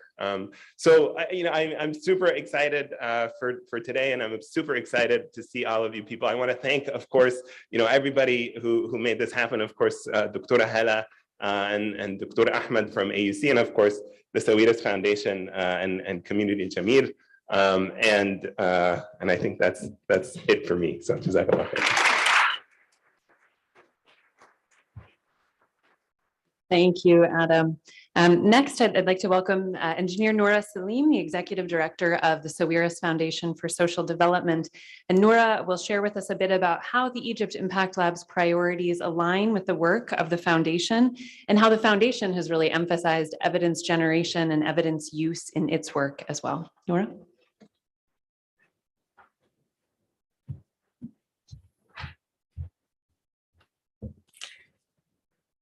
Thank you very much, Alison, and thank you, Dr. Hala and President Dr. Dalal, for allowing us to be part of this great initiative that we're very proud to take part of. So, yes, okay, great. So I think over our 20-year journey as Sawiris Foundation, we take a lot of pride and feel a lot of privilege to have had the ability to serve Egyptians who are facing difficult economic and social conditions. And I think really this is, the most important part of our mission and mandate. But the second thing that we really take pride in, that I think we've progressed a lot over, particularly the recent years, and again, I'd like to recognize JPAL for being a key partner for us in our journey, is that journey of becoming a learning organization, the journey towards really adopting evidence-based and really understanding the rigor that comes with development and the rigor that it takes to answer questions such as how do you alleviate poverty, how do you work towards ending hunger, how do you address youth unemployment. And so our philosophy at the foundation has been one that focuses on focus. So how can we select a few programs that we really can have an impact on? For us, our primary mission is reducing multidimensional poverty. I'm very happy that Her Excellency, Dr. Naveen Al-Qabbaj, referred to multidimensional poverty. I think as development practitioners in the room, we all recognize that it's not about monetary poverty, but that it goes far beyond, making the importance of social protection and highlighting the need to work on initiatives such as Haya Karima that utilize a multidimensional approach. If we want to address multidimensional poverty, we can only do it through a multidimensional approach. The second is the use of evidence, and I'm very happy that this is the focus of our conversation today, but really how can we use evidence to continually evaluate programs? And I'd like to refer to what Dr. Kameli said around policy being an iterative process. So recognizing the need to collect data as the final element and to adapt our work and to have that agility to then reframe the questions and change our programming as we go along. As I mentioned, perhaps in the morning, our strategic aspiration as a foundation is to really be a foundation that practices effective altruism, meaning being evidence-based and really focused on the maximization of impact through better targeting, who are the people that we really need to target, and through better designed interventions. Our two goals as a foundation, as mentioned, reducing multidimensional poverty and empowering change agents. For us, because we have a big scholarship portfolio, we see that empowering change agents is one of our key goals as a foundation. And I'm happy that this really aligns with the national priorities as we look at Egypt Vision 2030, as well as in the international development goals as we look at the sustainable development goals. So we now have two very clear funding tracks at the foundation. I don't want to get into their technicalities, but basically we are open as a private foundation that I think we also realize we have the privilege to be able to innovate and to foster and encourage innovation. So while we want to be evidence-based, we also want to be open to new ideas. So what we've said is that we would pilot new ideas that are within our mission and our objectives, but for those ideas, we would always complement them with some kind of impact assessment. For us, it has mostly been RCTs. And again, we would probably put a more limited funding plan. And then we would definitely welcome ideas that are already supported by scientific evidence. As Adam had mentioned, a program like Beb Amal, which yes, we are contextualizing for Egypt, but it's really based on BRAC's globally successful program targeting the ultra poor that has been tested in numerous countries. I think at least around 7 RCTs have been conducted for it. So In our focus on maximizing impact, M&E obviously plays a big role. I'm very happy to say that the foundation has started a learning and strategy department led by my colleague Abdurrahman Nagy, and therefore is in very good hands. And this department is really meant to collect data, work with researchers, publish data to continue our cycle of learning, to then inform our strategy, and again, continue this iterative cycle. So I just want to conclude with saying that our focus is very much on also, as a learning organization, is learning together with our partners and also really publishing what we learn that, you know, on things that have succeeded, what we learn on things that have failed. And I think that's also a very big part of our learning. And we aim to do that through a number of products, looking at blogs that the foundation has already started publishing in collaboration with researchers, with development practitioners, podcasts, policy briefs, evaluation reports, as I mentioned in the morning. And I'm very happy that we've had a long-standing partnership with JPAL, but also specifically with Dr. Adam Osman and Dr. Bruno Crepon, who have really allowed us to take our work to, again, publications like the American Journal of Economics, just to name one, to allow us all in Egypt working on development to get our story out globally and to be part of the learning conversations that are happening at the global level on poverty alleviation. And so finally, I just want to end with, I think for us, one of our most exciting programs, BEB ML, which Adam mentioned, and very happy to say that our preliminary results, research takes a long time. That's always the discussion happening between Adam and I, and why we're very happy to have Abdurrahman as the person sort of bridging the ideology and the research, but also with the practicality. As development practitioners, that people are looking at you to, you have to implement programs. I'm sure, you know, pressure on governments is even more. You don't have the luxury to wait so long for research findings. But they are very important. So we're very happy to report that the preliminary insights have been incredibly positive, and that we hope to really then scale up this program in collaboration with government, with entities such as the World Bank, and with basically any partner that would take part, because it is a program that focuses on the ultra poor and that introduces a suite of services that together have been very successful at alleviating poverty. Thank you very much.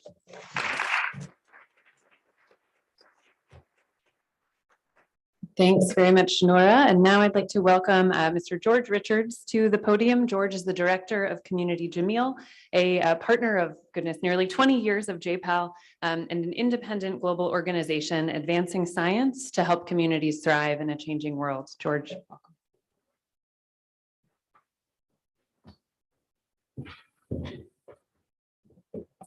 Thank you, Alison. And thank you again, President Dalal and Your Excellency. Very grateful for your remarks earlier.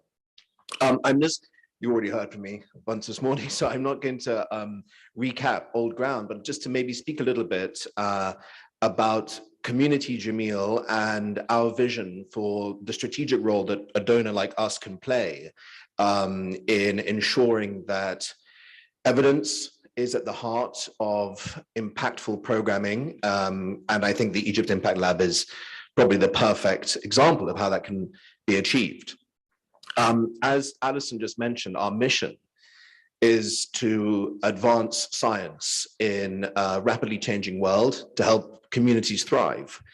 And we have an almost maniacal obsession on the importance of science, evidence, data in informing the way that development interventions are designed and implemented. The way that we do that is generally with a very long-term horizon. And I mentioned earlier this morning about the 30+ year relationship between Community Jameel and AUC, almost 20 years that we've been partnering with JPAL, and many years working in Egypt on different programs, and most recently supporting JPAL MENA and now the Egypt Impact Lab. That length of time, that horizon, means that we have to take on a particular risk profile to understand and to support researchers and scientists, to enable them to achieve things that they might not otherwise be able to achieve in a shorter time period.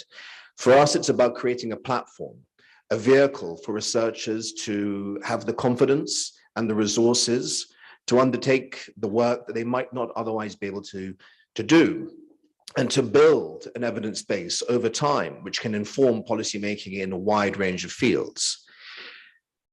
Partnership is absolutely critical as well. And seeing and talking to everybody in this room, both on stage and off, I have an unalienable sense that this is really a community of practice, and one that spreads between arms of the Egyptian government, through researchers and an institution like JPAL and AEC, of course, other partners like Swedish Foundation for Social Development, UNICEF, and of course the many other actors all around Egypt implementing programs and partnering with the researchers to conduct rigorous evaluations.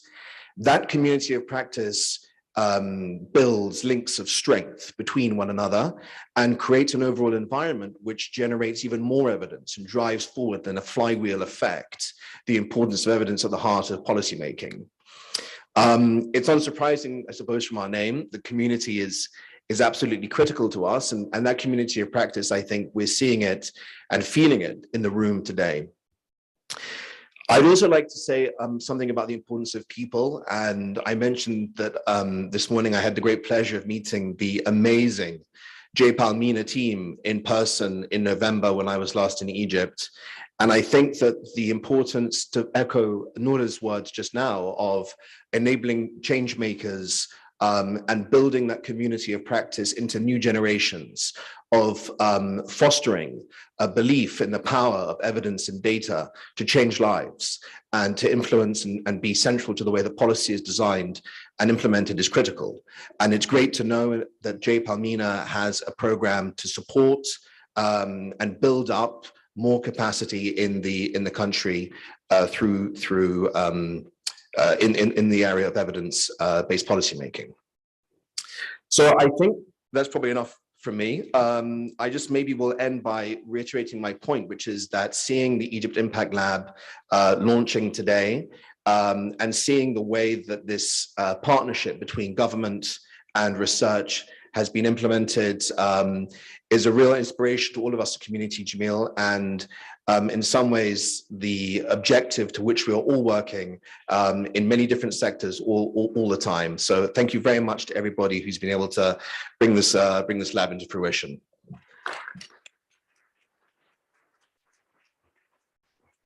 Great, thank you, George. So I think we have an excellent set of ideas in terms of the opportunities to identify how we can incorporate impact evaluation into the work of Haya Karima, led by the ministry, the aspects of the work led by Ms. Maida and by the many other partners, the importance of collaboration and partnership with so many of you in the room as we're doing that.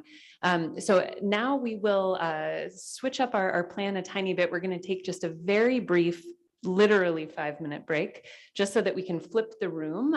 We'll invite you back in 5 minutes. That will be at 1:50 p.m. For the signing of the Memorandum of Understanding between the Ministry of Planning and Economic Development and the American University in Cairo. And then we'll proceed with panel 2. So we invite you to take just literally 5 minutes outside, and then we'll welcome you back in. Thank you, and thanks to our panelists.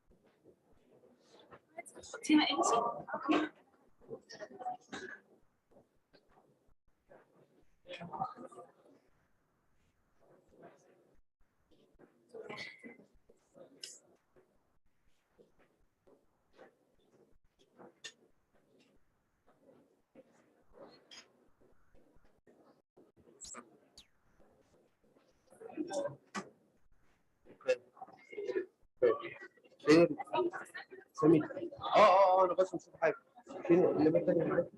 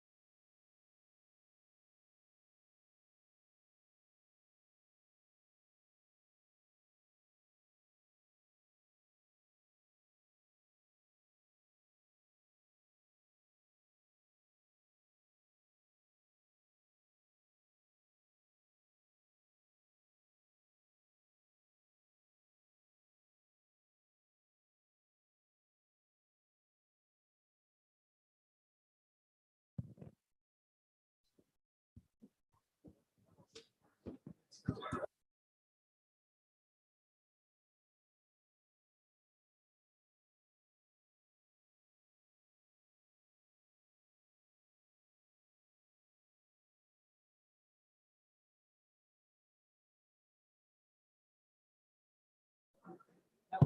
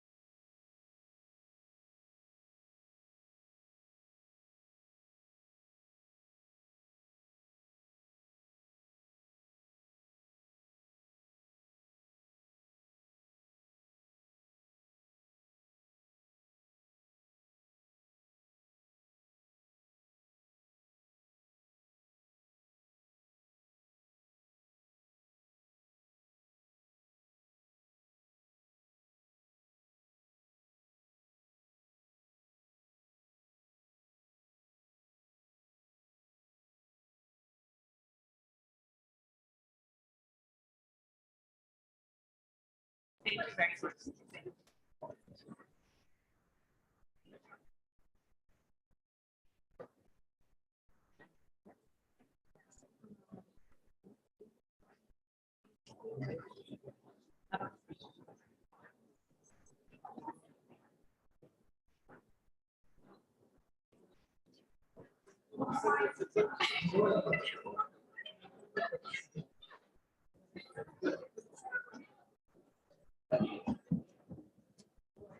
Great, thank you. If everyone could kindly find their seats, we'll go ahead and get started. So thanks very much for quickly finding your seats.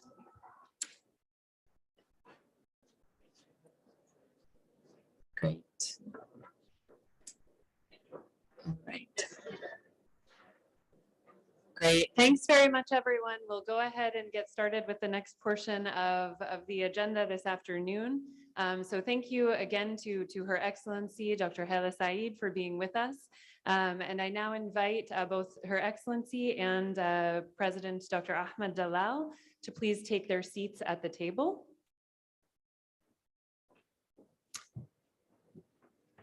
So they'll be seated to sign the Memorandum of Understanding between the Ministry of Planning and Economic Development and the American University in Cairo. And we're very pleased for this signing to take place today in the presence of so many of our partners committed to evidence generation and use.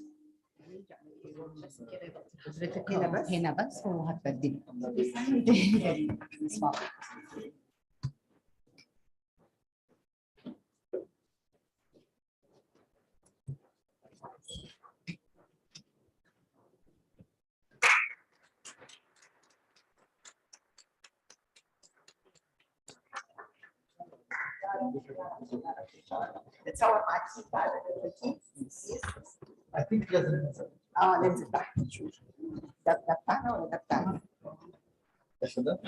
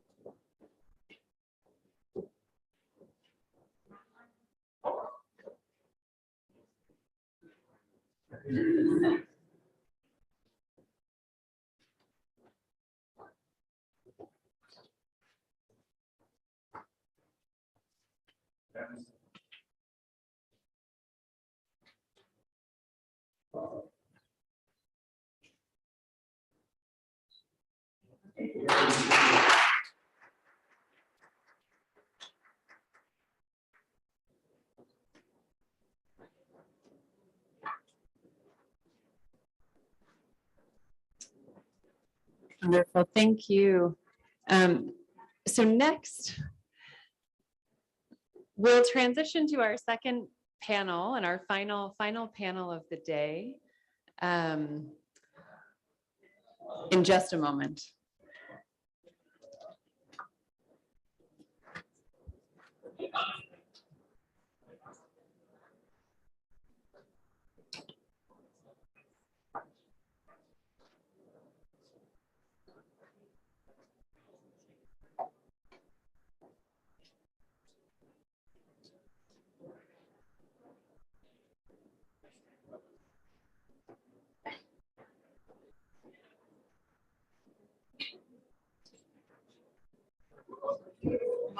Multi-talented panelists, moderators, and we'll just need 2 more chairs.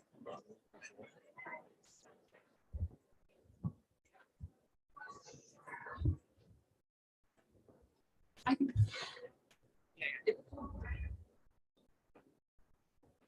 sorry. I think it's fine. So we'll welcome our panelists for panel 2 to please come to the stage. And in order to keep moving, we'll keep our lovely table here.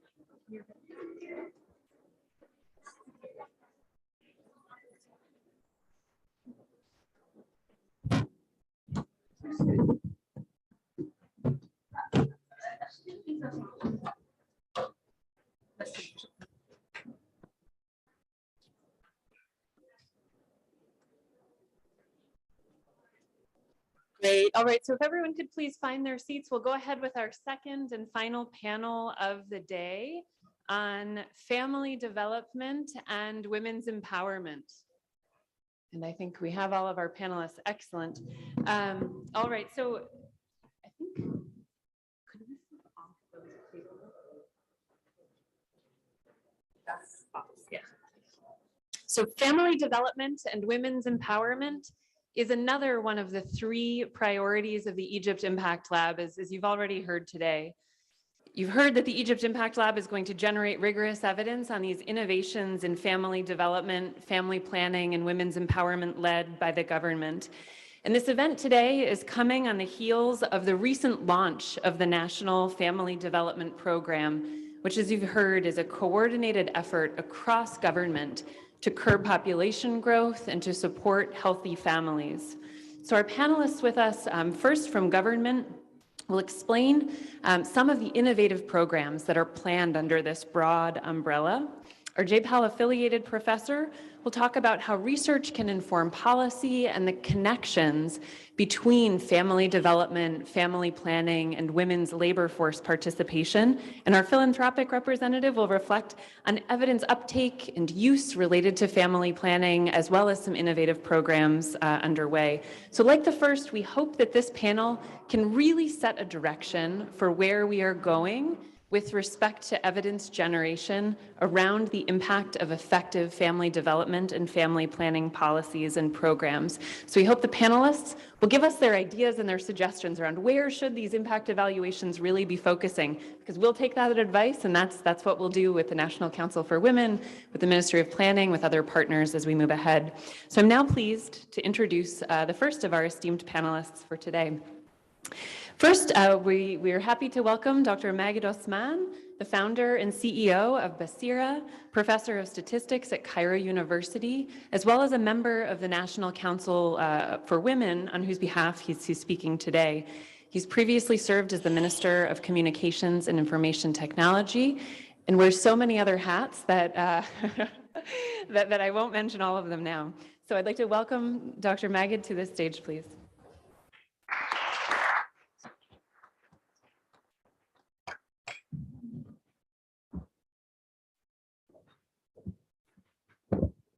شكرا. سأتحدث باللغة العربية لأني أعتقد المترجمين تعبوا من الترجمة في اتجاه واحد، فعشان يبقى فيه قدر من الإنصاف مع المترجمين. أنا طبعا في البداية بشكر وزارة التخطيط وجي بي ال على دعوتي للمشاركة في هذا اللقاء، وهو موضوع محبب إلى نفسي جدا. وبشكر المجلس القومي للمرأة لأنه استعان بأحد الرجال ليمثل المجلس القومي للمرأة، فدي برضو يعني تحول في التوجه في العدالة بين الذكور والإناث، يعني فإحنا بقينا عندنا دلوقتي قدر من التمكين للرجال في تمثيل المجلس القومي للمرأة. طيب الموضوع الخاص ب التقييم المبني على القرائن هو مدخل مهم جدا. احنا بصدد مشروعات قومية عملاقة بنتحدث فيها عن تحولات كبيرة في حياة المواطن المصري، لكن أيضا بتتكلف مبالغ طائلة لن نستطيع أن ننفقها مرة أخرى، فإذا كنا هننفقها مرة فيجب أن ننفقها بأفضل طريقة ممكنة.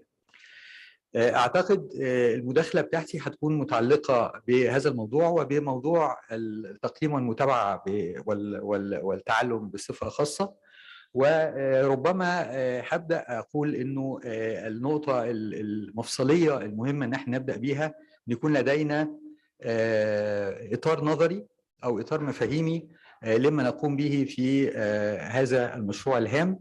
وأنا هنا بتحدث عن مشروع تنمية الأسرة اللي هو لسه وليد، لكنه كمان بيرتبط بمشروع أو ببرنامج ضخم جدا وهو برنامج حياة كريمة، ولا يمكن أن نفكر فيه بمعزل عن أهداف التنمية المستدامة اللي مصر ملتزمة بيها والعالم كله بيسير في اتجاهها. البرزنتيشن بتاعتي هتكون قصيرة جدا، هتكون فيها سلايد واحد بس وهو ده. فكل اللي عايز أقوله إنه التقاطع بين البرنامج القومي حياة كريمة والبرنامج القومي تنمية الأسرة وأهداف التنمية المستدامة موجود. وهو ده اللي أنا بحاول أعرضه، بقول إنه لو إحنا تصورنا إن إحنا كيف نريد أن نحقق أهداف المشروعين معا، فإحنا بنتحدث عن تعليم وتمكين وتشغيل واستدامة، والأربعة دول إذا تحققوا بطريقة منسجمة مع بعضها هيؤدوا إلى القضاء على الفقر بشكل كبير في مصر. وإذا تحدثت عن التعليم فأنا لا أتحدث عن الإنرولمنت، لكن بتحدث عن جودة التعليم. وإذا نظرنا إلى أهداف التنمية المستدامة فيما يتعلق بالتعليم فهي تتحدث فعلا عن جودة التعليم وليس عن الالتحاق. إذا تناولنا قضية التمكين، وقضية التمكين من وجهة نظري فيها شقين، فيها شق تمكين من ناحية الصحة، وفي المناطق الريفية اللي بينفذ فيها هذه المشروعات هناك طبعا مجال كبير لتحسين المستوى الصحي بحيث انه يمكن الاطفال ولما يكبروا يبقوا في تمكين لهم، لكن ايضا كمان التمكين فيما يتعلق بالمساواة بين الجنسين. وهذا منديت مهم جدا في مصر لانه في نصف شبه معطل وهو نصف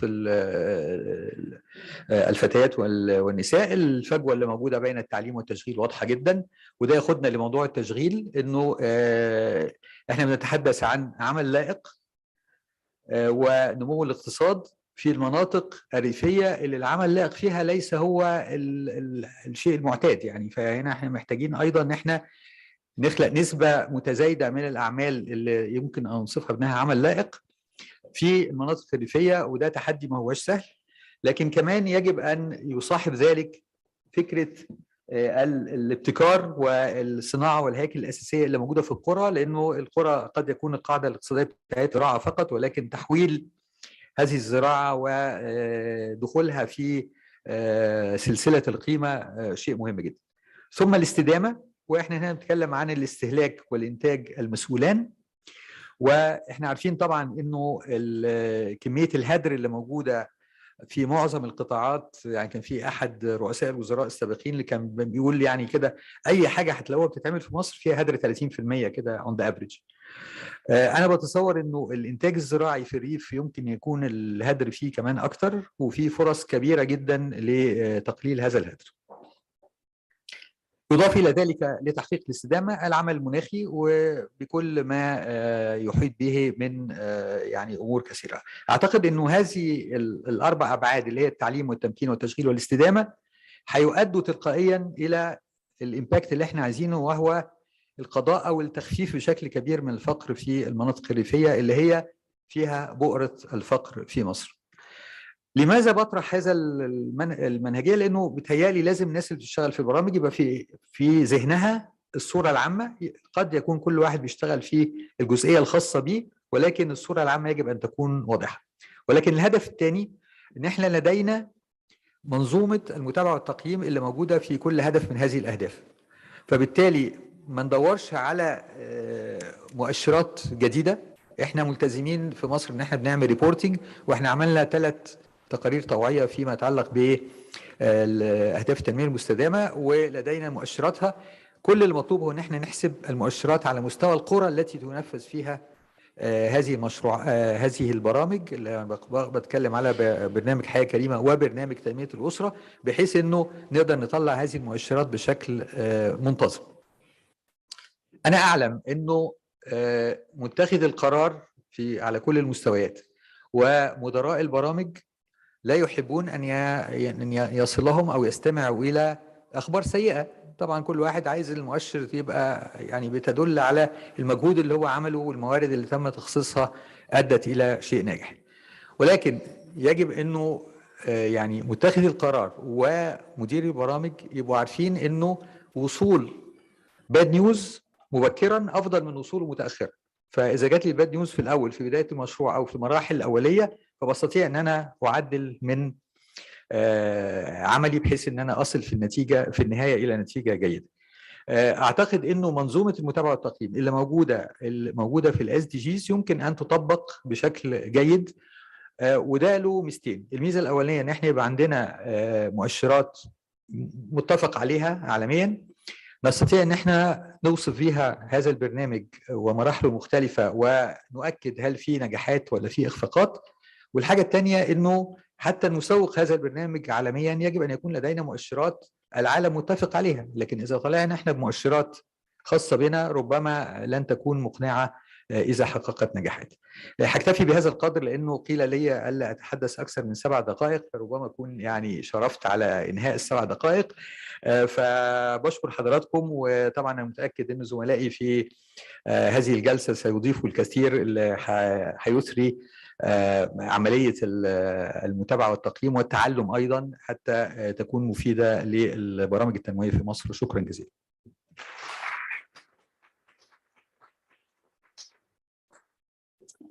Thank you very much, Dr. Magid, for those remarks. Next, I'm pleased to welcome Dr. Amira Tawadros, the Director of the Demographic Center at the Ministry of Planning and Economic Development. Dr. Tawadros is the coordinator of the Family Development Project, Associate Professor of Sociocomputing at Cairo University, and the Executive Director of the Cairo University Unit for Combating Violence Against Women. So I'm pleased to welcome Dr. Amira, and we'd love to learn more from her about a couple of the really innovative components in the National Family Development Program that she's been working on.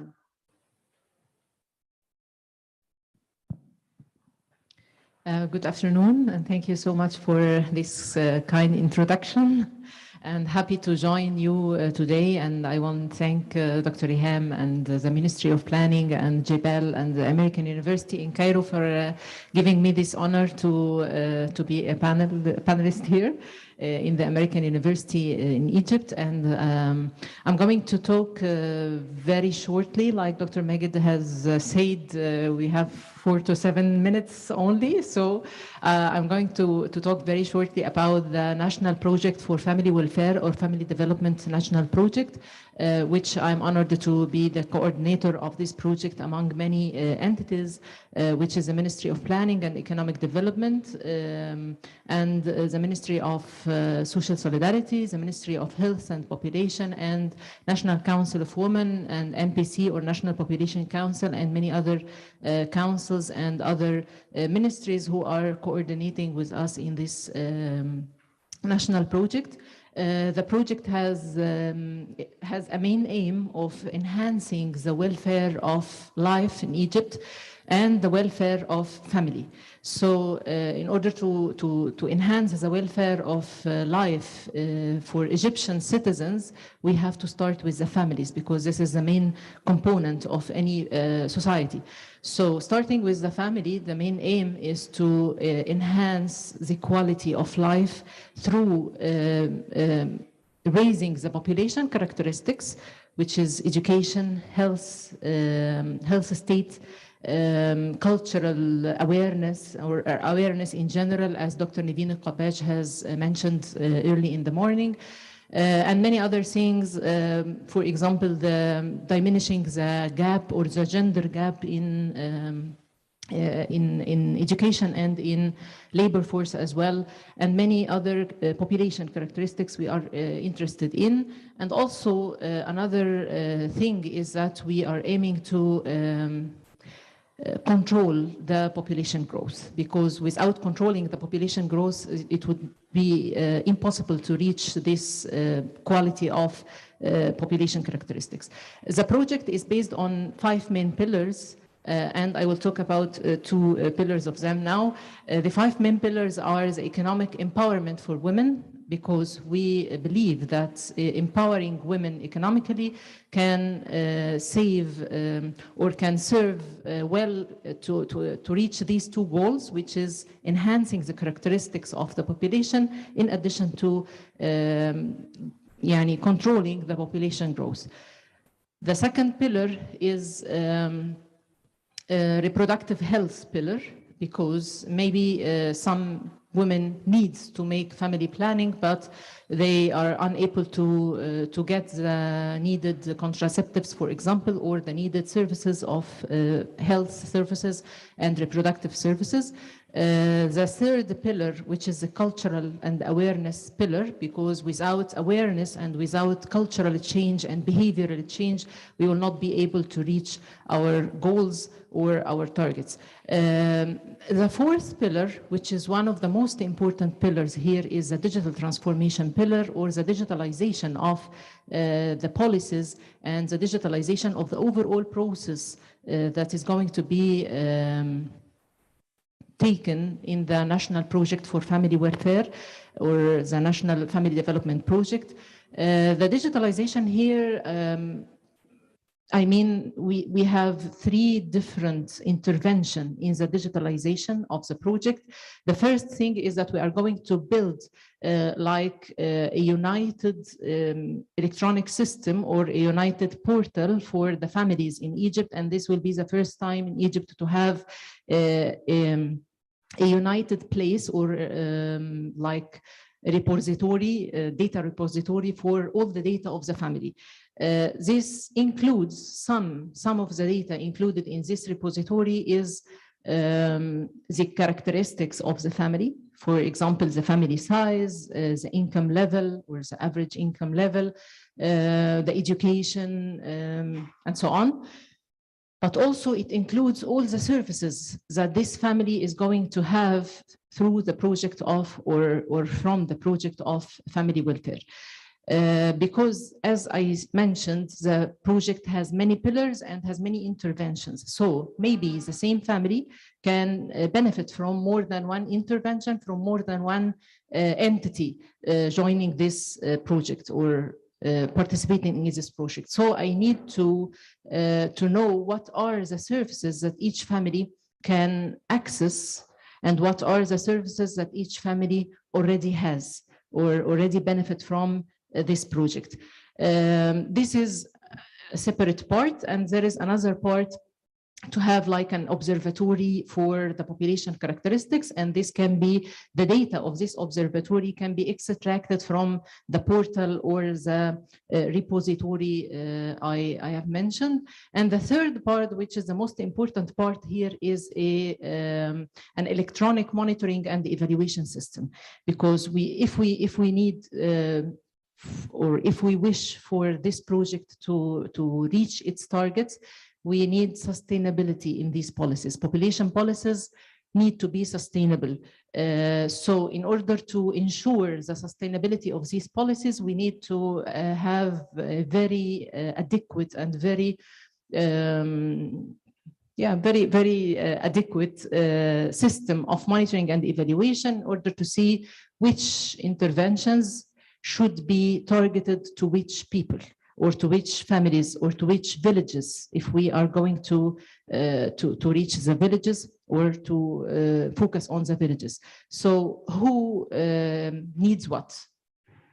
So we don't want to make like general policies that is valid for everybody. No policies are valid for everybody. We need to customize the policies and the interventions based on the real needs of these people.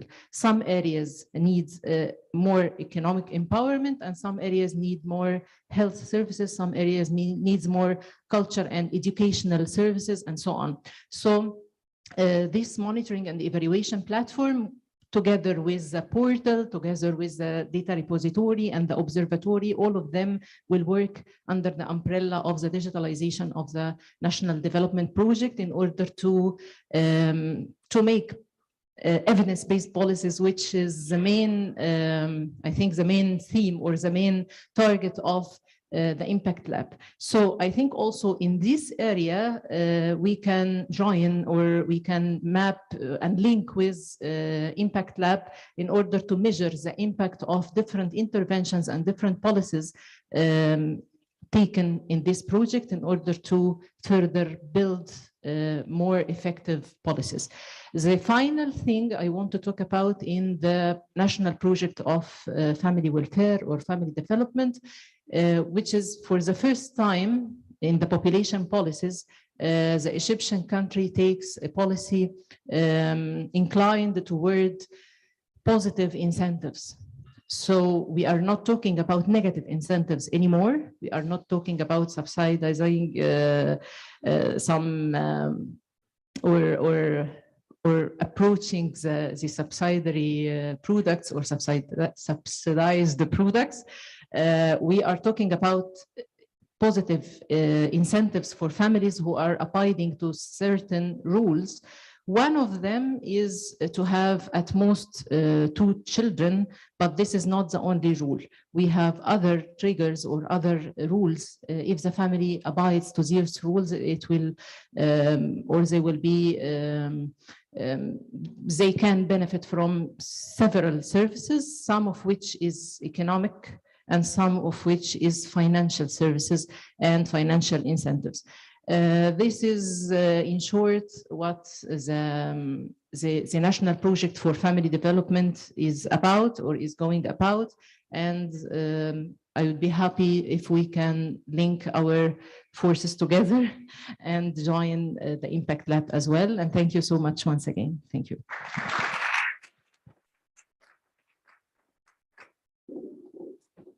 Wonderful. Thank you very much, Dr. Amira.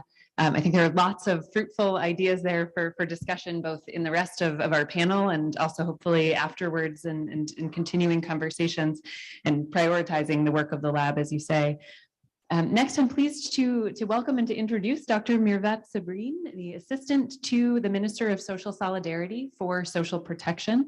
She brings 15 years of experience in the fields of international cooperation, development, social policy, and evaluation. And I'm pleased to welcome Dr. Mirvat to tell us more about the role that MOS will play, the Ministry of Social Solidarity will play under the National Family Development Program, and where you think that evaluation could also be the most useful in helping to guide the ministry in a policy and program design direction. شكرا جزيلا. ويعني هتبع نفس النهج يعني دكتور ماجد في انه نتحدث باللغه العربيه.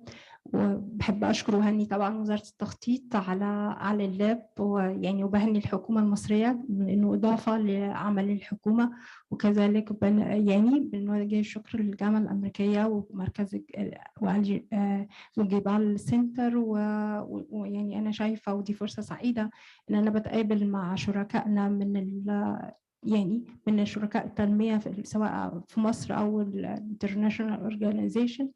وخليني سريعا مش هطول يعني عليكم، يعني خلينا بنقول مصر بدأت في إصلاحات منظومة الحماية بناء على الأدلة وعملية التقييم والمراجعة، وبدأناها من أول اللونشنج بتاع تكافل وكرامة والتقييم اللي حصل في 2017 لقياس الأثر بالتعاون مع البنك الدولي، ثم بعد ذلك تلاها إصلاح منظومة الرعاية الصحية في مصر في 2018 من خلال التأمين الصحي الشامل، وده بناء على تقييم اللي كانت المنظومة الحالية للرعاية الصحية والفجوات اللي فيها، ثم مؤخرا منظومة التأمينات الاجتماعية والمعاشات وتم الإصلاح المنظومة، ومؤخرا دلوقتي يعني المبادرتين الرئيسيين سواء حياة كريمة أو يعني تنمية الأسرة. حياة كريمة يمكن بتتعامل بشكل أساسي على البنية التحتية، وفي جزء خاص منها تدخلات خاصة بتنمية الإنسان والتمكين، وتنمية الأسرة يعني بتتعامل بشكل أساسي على الارتقاء بجودة حياة المواطن المصري، أو بمعنى أصح الأسرة المصرية. ودي مش أول مرة برنامج مصري يركز على الأسرة المصرية. تكافل كرامة ركز على الأسرة المصرية، التأمين الصحي الشامل بيتعامل على إنه الوحدة بالنسبة له هي الأسرة المصرية، ثم يجي برنامج الوطني لتنمية الأسرة المصرية. ففي مجموعة من البرامج اللي حصل لها نوع من الإصلاح.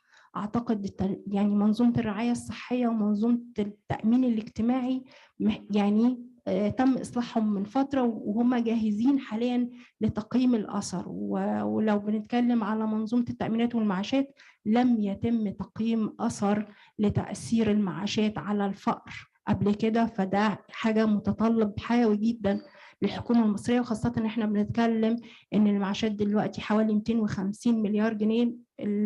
الإنفاق على التأمينات والمعاشات بتمثل حوالي 6% من الناتج المحلي الإجمالي، فهي نسبة كبيرة قوي. وبنشير هنا لتقرير منظمة العمل الدولية الأخير خاص بالحماية الاجتماعية في العالم، لما قال إن مصر بتنفق 9.5 من الناتج المحلي الإجمالي على منظومة الحماية فيما عدا الرعاية الصحية. ولو بتكلم عن الرعاية الصحية احنا بننفق حوالي 276 مليار على الرعاية الصحية. فبالتالي منظومة الرعاية الصحية ومنظومة التأمينات الاجتماعية محتاج ان يحصل لها نوع من تقييم الأثر وتأثيره على التنمية وعلى الاستثمار وكذلك محاربة الفقر. لو بتكلم سريعا فيما يخص دور وزارة التضامن في البرنامج الوطني الخاص بتنمية الأسرة، زي ما الدكتور أميرة تفضلت وأشارت إلى المحاور الخاصة بالبرنامج، وده برنامج لمدة 3 سنين. وزارة التضامن بالتعاون مع ميس ميدا يعني هتشتغل على التمكين الاقتصادي، واحنا مستهدفين 1,000,000 مشروع متناهي الصغر وأصول إنتاجية، إلى جانب إن إحنا بنشتغل على توعية أو يعني كباسيتي بيلدينج الخاصة ب2 مليون سيدة في مجالات الخدمات غير المالية. وبتكلم هنا على إزاي إدارة المشروعات، الشمول المالي، نعمل محو للأمية الرقمية وده مهم جدا، وقضية الشمول المالي ويعني الاستراتيجية الخاصة بالبنك المركزي خاصة بالشمول، أو حتى هيئة الرقابة المالية أطلقت حديثا الاستراتيجية الخاصة بالثقافة المالية، فكلهم بيدعموا التوجه الدولة ورؤية مصر 2030 فيما يخص تحسين سبل العيش، وإنه يبقى فيه اقتصاد قوي ومتنوع يعني بيشتغل على تمكين الاقتصادي سواء للأسرة أو للفرد، وكذلك مساواة بين النوعين. وإحنا بنتكلم هنا إنه الاستراتيجية الوطنية لتمكين المرأة المصرية اللي تم إطلاقها في 2017. فأول محور الخاص بالتمكين الاقتصادي، كمان بنشتغل على التمكين الاقتصادي للمرأة بشكل غير مباشر، إن إحنا بنتوسع في الحضانات، ولأن مساهمة المرأة في سوق العمل ضعيفة جدا في مصر، بتكلم في 35%، فإن تبقى في حضانات للأطفال للمرأة العاملة خاصة في القطاع غير المنظم من سن 0 ل4 سنين، ده هيساعد السيدة على استكمال وانخراطها في سوق العمل، وبالتالي ده نوع من التمكين الاقتصادي ليها. لو بتكلم على محور التوعية، بتكلم هنا على وعي مصر. وعي مصر بتتغير بالوعي، واحنا هنا مستهدفين حوالي 6 مليون سيدة بنعمل لهم توعية في أكثر محافظات فقرا وخصوبة. بتكلم على أكثر 10 محافظات. احنا مستهدفين نعمل حوالي 12 مليون زيارة منزلية، وحوالي 30,000 ورشة عمل، و500 يعني مسرح بيتم من خلال الشارع، بحيث ان احنا بنشتغل على قضايا اجتماعية عديدة. بنشتغل على حوالي 12 قضية أهمهم طبعا الزواج المبكر وعملية حقوق الأشخاص ذوي الإعاقة، بتكلم على الصحة الإنجابية للمرأة وللطفل، بتكلم على التنمر، بتكلم على الطائفية. ففي العديد والعديد الخاص من القضايا الاجتماعية اللي لازم المجتمع المصري يشتغل عليها، لأن تغيير الثقافة هي عنصر من عناصر التنمية المجتمعية، وكذلك ده أهداف يعني مبادرة حياة كريمة. بعد كده بنتكلم على مودة، والمودة دي خاصة ببرنامج بالوعي الأسري، بتكلم على المقدمين على الزواج أو المتزوجين حديثا، وكذلك طلبة الجامعات والخدمة العامة، وكذلك المجندين. بتكلم في التوعية عن يعني العديد منها. احنا بدأنا نشتغل كمان على كامبين خاصة بتوعية العمالة غير المنتظمة بأهمية برامج الحماية. ونبدأ هنا نتكلم على تقييم الأثر، مهم جدا لما بنسير النقطة مع شركائنا الدوليين حوالين قضية العمالة غير المنتظمة أو كبر حجم القطاع غير الرسمي هنا في مصر. وإنه زي ما معالي الوزيرة اتفضلت الصبح بتقول إنه التقديرات بتتراوح ما بين 8 ل 12 مليون.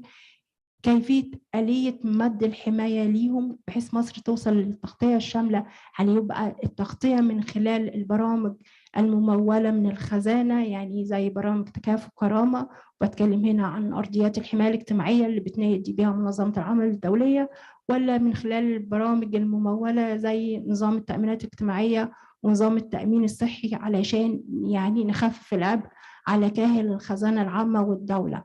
فهناك خليط من السياسات وهناك موارد محدودة.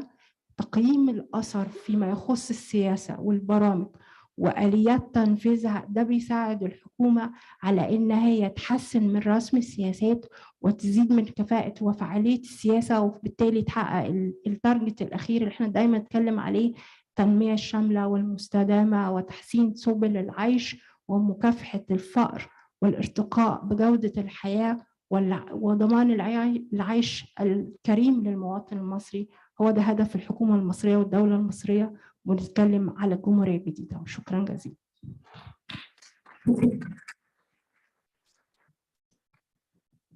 Great, thank you very much, Dr. Mirvat.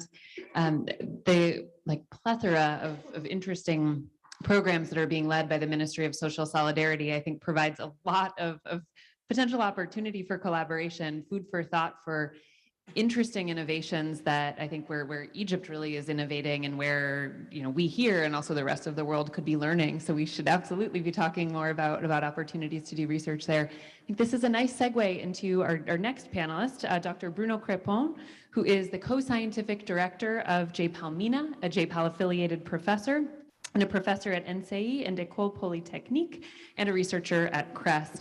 He is an applied microeconomist whose research focuses on labor markets, development economics, and econometrics. And he is, as you've heard, involved in many ongoing impact evaluations and completed ones here in Egypt, and will play a big role in the future of the Impact Lab. So I'd like to welcome Bruno and ask if he could share with us a little bit more about the links between family planning and family development and women's labor force participation in economic empowerment. So Bruno, over to you. Thank you, Alison. Family planning and women empowerment are two key topics in Egypt. The fertility rate, as shown in the graph, has improved a lot, but is still very high, and gender norm constrain women's life and limit their participation in the labor market. While participation was small, it has been declining in recent years, according to the ELMPS survey.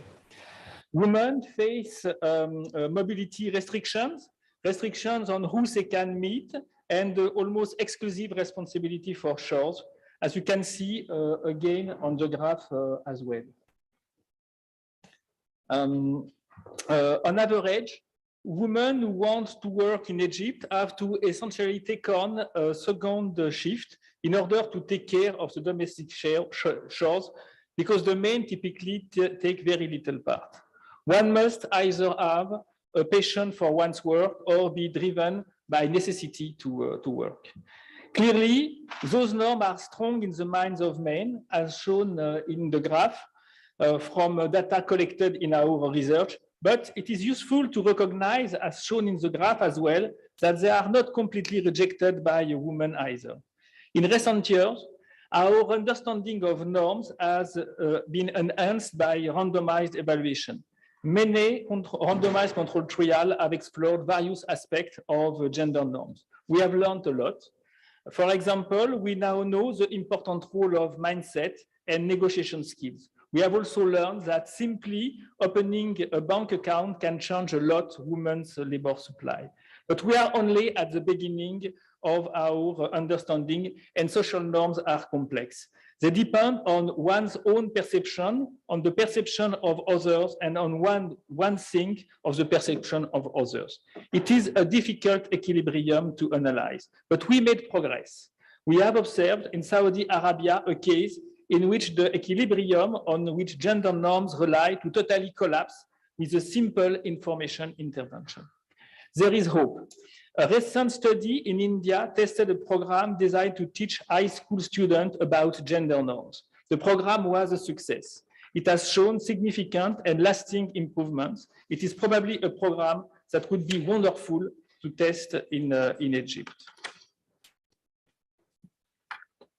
When it comes to fertility and women empowerment, a comprehensive approach is useful. Fertility decision, childcare, and the development of mothers as women are not independent. They are, in fact, a single objective. Yet, we often think of each of those issues separately. Questions regarding fertility or early childhood development and limited access of women to the labor market are often analyzed exclusively from the point of view of the woman or the child, but not both. A recent meta-analysis has reported that out of 500 studies of early childhood development programs, only 19 considered the impact on mothers. While the few cases of ECD studies reporting impact on mothers showed positive impact, I was struck by the results of a capital assistance program in Upper Egypt that we conducted with SFSD, which was very successful in terms of women's income and activity, but showed that they were spending less time with their children. This illustrates that there can be tension and dissatisfaction for women between their role as mothers and their role as women with their own independent aspirations. We have spent the last 3 days developing an ambitious program on nurseries in which we will not only consider the situation of children and the situation of mothers, but also design interventions to address the needs of children and the needs of mothers. This was organized with SSFD and built on work we are doing with MOS, the World Bank, IZA, and the local partners. This is highly representative of the approach we want to develop within the Egypt Impact Lab. Innovate with government partners and test the effectiveness of those innovations. To do this, working in the field with people whose job it is to carefully develop the different components of a program is essential. Egypt's new family development program is based on such a comprehensive approach. We now know that only some births are unwanted. The rest are the result of several complex and related factors. Desired family composition by those who have the final say on the decision, and also by economic motives, particularly in response to the vulnerability of women's position and their desire to build a safety net. So there are many dimensions to consider. The new family planning program multiplies the angles of approach and recognizes the importance of all those dimensions. It involves information and awareness of various drivers of fertility. It would be extremely interesting and useful to test the effectiveness of those messages so as to better design them and target them. And the family planning also involves financial incentives and personal development opportunities. Those are likely places where randomized controlled trial can shed light on their impact and how best to design and implement each of the components. For example, the development of negotiation skills might be a very interesting program to test. We are all excited by the potential of the Egypt Impact Lab and the many improvements that we hope it will bring. Thank you.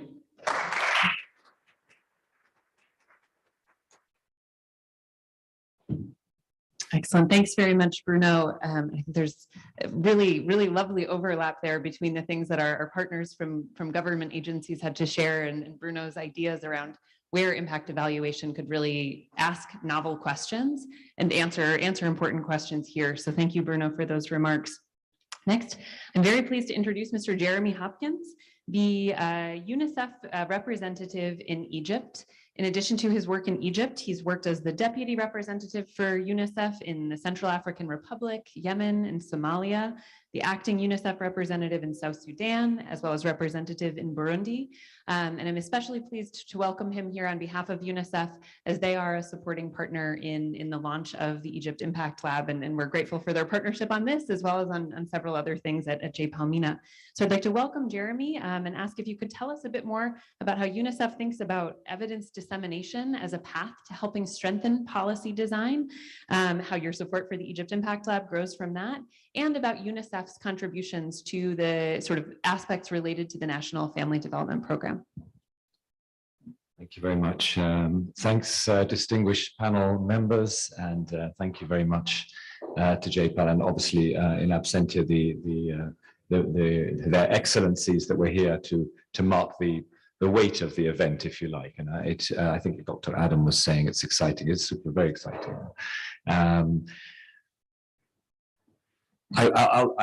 going to talk a little bit about, to try and answer your questions, the history of UNICEF working on data, also with JPAL and more generally. So our partnership's gone on for 3 years now, and of course our objective is to bring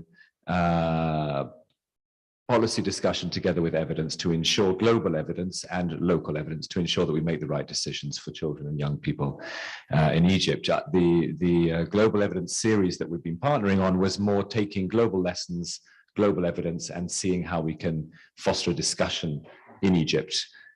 This is taking it very much to the next level, and a very necessarily so. It's going to allow us, as you said, to generate the evidence we need from Egypt, for Egypt, and from UNICEF's perspective, of course, we are very confident that this is an absolutely essential building block in getting the best results for children. The two programs that have come up today, the two national initiatives, Haya Karima and the National Family Development Program, are very exciting. They're very broad, and I think even if we limit ourselves for 20 years just to those two programs, there'll be plenty of work to be done in terms of impact. At UNICEF, we do use evidence, indeed, as you said, Alison, to drive change and to identify the issues that are affecting children and the scale of the problem. Our work on evidence has involved many partners, most notably in this room today with the Ministry of Social Solidarity and the Ministry of Planning. With the Ministry of Social Solidarity, we've done formative research on positive parenting. We have done the service readiness assessment for careful families. And with the Ministry of Planning, of course, we've been working on the poverty analysis, dynamic poverty, and then indeed with Basira, a lot of complementary work around monitoring surveys around corona and young people's aspirations, two separate issues. The two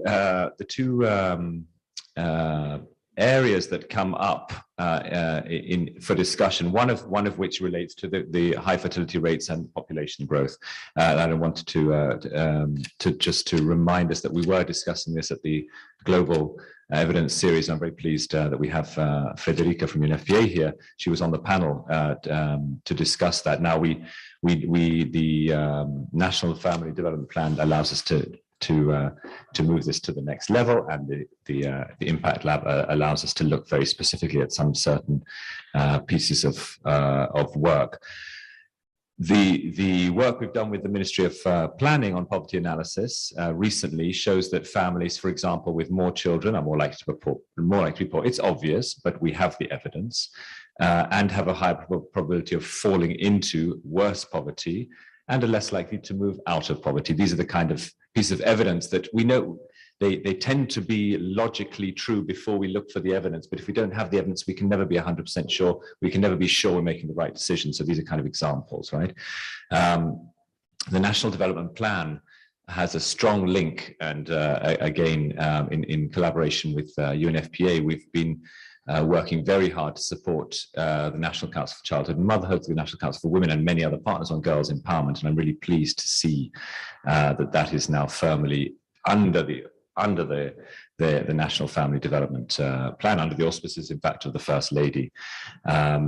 We have a lot of work around early childhood development. We heard some mentions of it today, positive parenting. These are key components of, as Dr. Hala put it, building the Egyptian person. I mean, they're big key investments in human capital. And then, of course, the healthcare reform work that's come up for this discussion in relation to the national health insurance rollout. I want to just say, a couple more words on girls' empowerment, because it's so close to our hearts. It's so recently been at the top of the agenda and will remain so. I'm really pleased to say.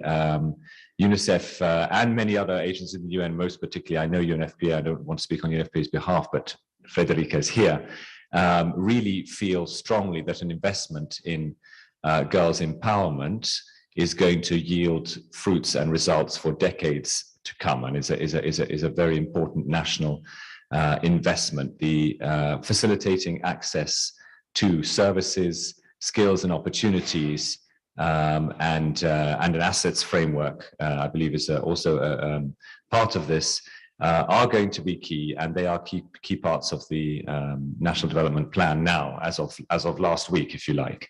I do think, if we look ahead and to answer one of your questions you've been asking all day, what are we wanting to use the Impact Lab to do? I think there are a number of key questions that I would like to see us getting out of this. So, segueing on from the girls' empowerment work around Dawi and Noura, I'd like to see us doing proper, is it randomized control testing? I'm not sure, but perhaps, and ideally, but could we do some proper research and see what is the impact of girls' empowerment on the broader gamut of indicators that we wish to measure in Haya Karima and in fact in the SDGs.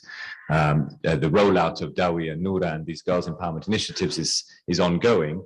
We need to see the evidence that it has that impact that we say it has. It's logically correct, but we need the evidence.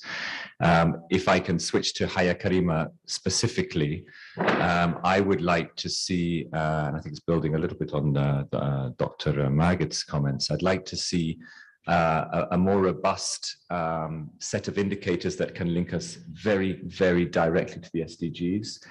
That's what this is all about. And we need to be able to show from now that Haya Karima is going to be responsible for Egypt meeting the SDG challenges. Related to Haya Karima, I'd also like to see something around the intersect between Takaful and Karama and Haya Karima. Takaful and Karama is a very targeted set of programs that targets poor people because of their status. Haya Karima is the environment in which those people live. Many of those people live.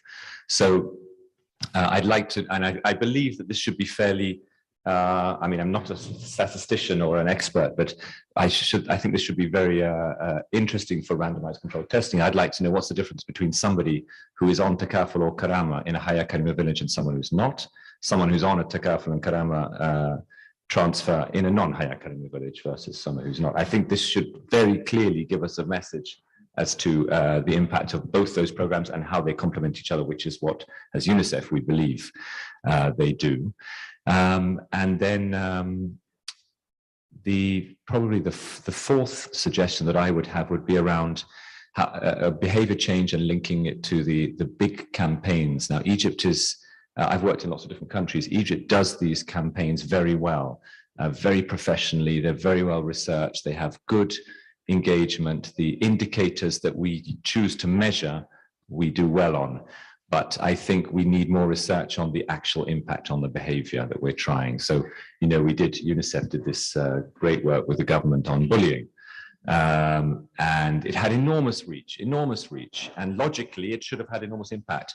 How well can we prove that? And how can we use for example, this impact lab to help us prove that kind of, prove the efficacy of those sorts of strategies, because they will be key components of the family development plan of Haya Karima, and in fact of meeting the 2030 vision for Egypt. So, you know, we as UNICEF, we are very committed to staying engaged. We're very committed to putting additional resources to the extent that we can, and very honored to have been invited to speak at this panel. I hope I gave you some 4 concrete suggestions there.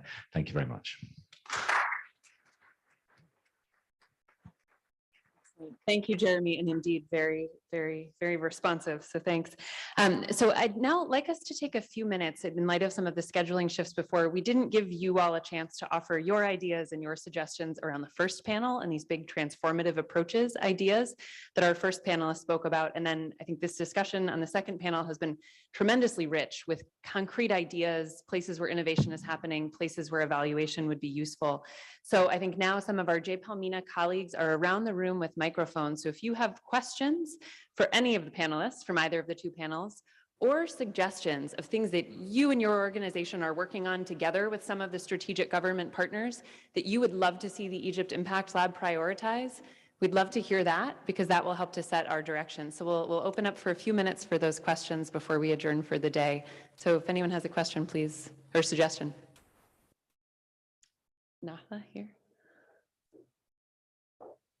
And if you could identify yourself and let us know who the question is directed to, that would be terrific. Yeah, I'm Nahla from the Nahla Zaytoun from the World Bank. I'm the Senior Social Protection Specialist and the Gender Focal Point. It's more a suggestion building on what Jeremiah just said about testing the social campaigns, because I think a lot needs to happen around social marketing, whether it's the Family Development Program or Haya Karima.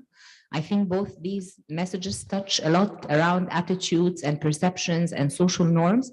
So I think part of the work of the lab should focus on that part, so that I'm sure the government would be developing certain messages. Already there's program Y that is led by the Ministry of Social Solidarity, but there's another program, بالوعي مصر بتتغير. I don't know how you translate it into English, but it's another program around awareness.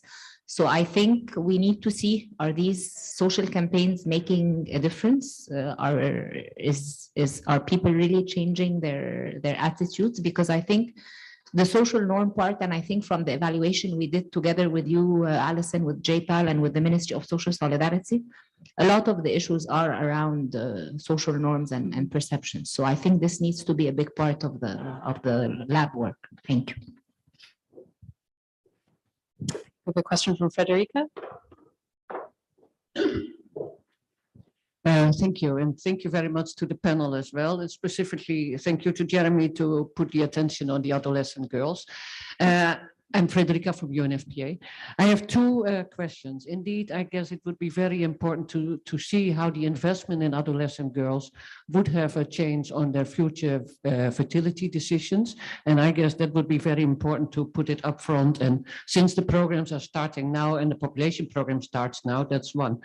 Also, I would like to support one of the pillars Dr. Amira was talking about, is how much influence have drama, theater, soap operas on the change of behaviors of women on their reproductive choices. I mean, soon we are going to launch, UNFPA, but several donors are going to launch a drama series on family planning. And we would be very interested to see whether such a drama or a 360 communication campaign would have an influence on people's behavior, people decision making. This would be 2 points maybe you could consider. Thank you. Excellent. Those are great ideas, both from Frederica and Naha. Any other, let's see, questions, suggestions? Ahmed. Yeah, thank you so much. It was like super refreshing and amazing couple of panel discussions. I have like a general comment, especially that speaks more to the first one, but also to the second one, which goes in the direction of like, you know, this kind of lab would definitely enable us to find the perfect way of linking policy and research together. Because one of the most difficult questions is like, to what extent research would advise policy on the highest level, and to what extent actually the change that would happen on a policy level is advised by research, right? And this would open channels between the two sides early enough, right? So that we can build on this and get lessons for other programs as well, and for other like development institutions to learn when exactly to engage the two sides together, and how exactly the communication channel between the two sides can work and provide like, feed in information and flow for this collaboration and correct for itself during the process. So amazing stuff, and thank you so much. Ahmed, before you get rid of the microphone, do you want to introduce yourself? I haven't introduced myself. So my name is Ahmed Said. I'm a senior researcher at IZA in Bonn, Germany.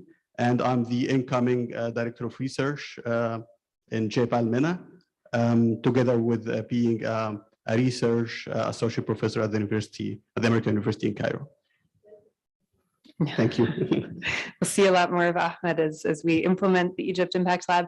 And I think some of Ahmed's remarks sort of call back to something that Abhijit mentioned this morning, that in places where JPAL has kind of done some of our best work in really becoming in service to government priorities, the end result is that like we're on speed dial when there are questions, when there's a policy idea and there's a question of, is there any evidence on this, or could we build evaluation? And so we really hope that kind of in all coming together to launch the Egypt Impact Lab, that we can be, on speed dial when those questions do come up. So any other questions from others in the room? Yes.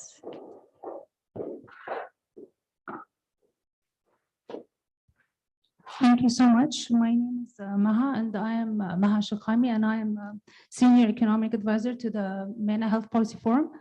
One main question, I think, is for Dr. Riham. She mentioned that there was a reduction in poverty rates from 2015, 2018, 2020. But when I did some math, I figured that there was an increase in population rate from 2015 to 2018 of more than 2%. And then there was another increase, a tremendous increase of more than 8%, which shows that there was actually an offset of this reduction in population. And this actually implies to everything. I mean, all of the efforts will all be abolished if population rates are not taken into control as a priority on the agenda. According to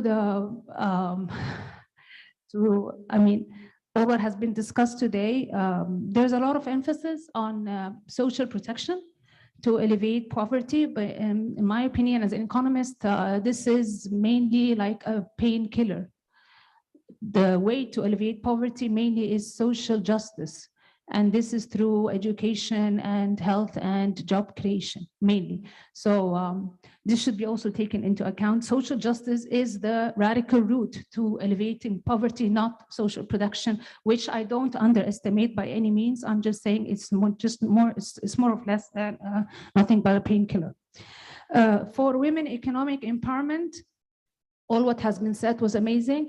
I think there should be a lot more emphasis on the role of the religious institutions when it comes to women specifically, and anything to do with culture and awareness, raising culture and awareness, and the role of the media. There should be a lot of emphasis to go into these two channels. Thank you so much. Riham, did you want to take the mic to respond for a moment?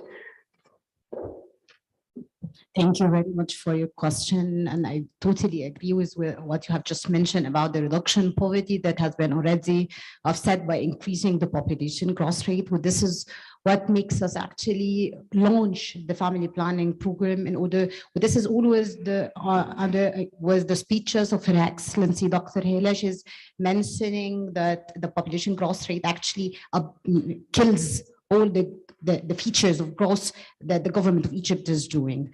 On another vein, regarding the reduction, it's monetary poverty. What we need to work on is the multidimensional poverty in order to get the different facets of poverty. And this is a project that we are already working with UNICEF and Oxford University on launching the national multidimensional poverty for Egypt, and this is well capture the government of Egypt efforts through Haya Karima or the family planning development when they start to implement it.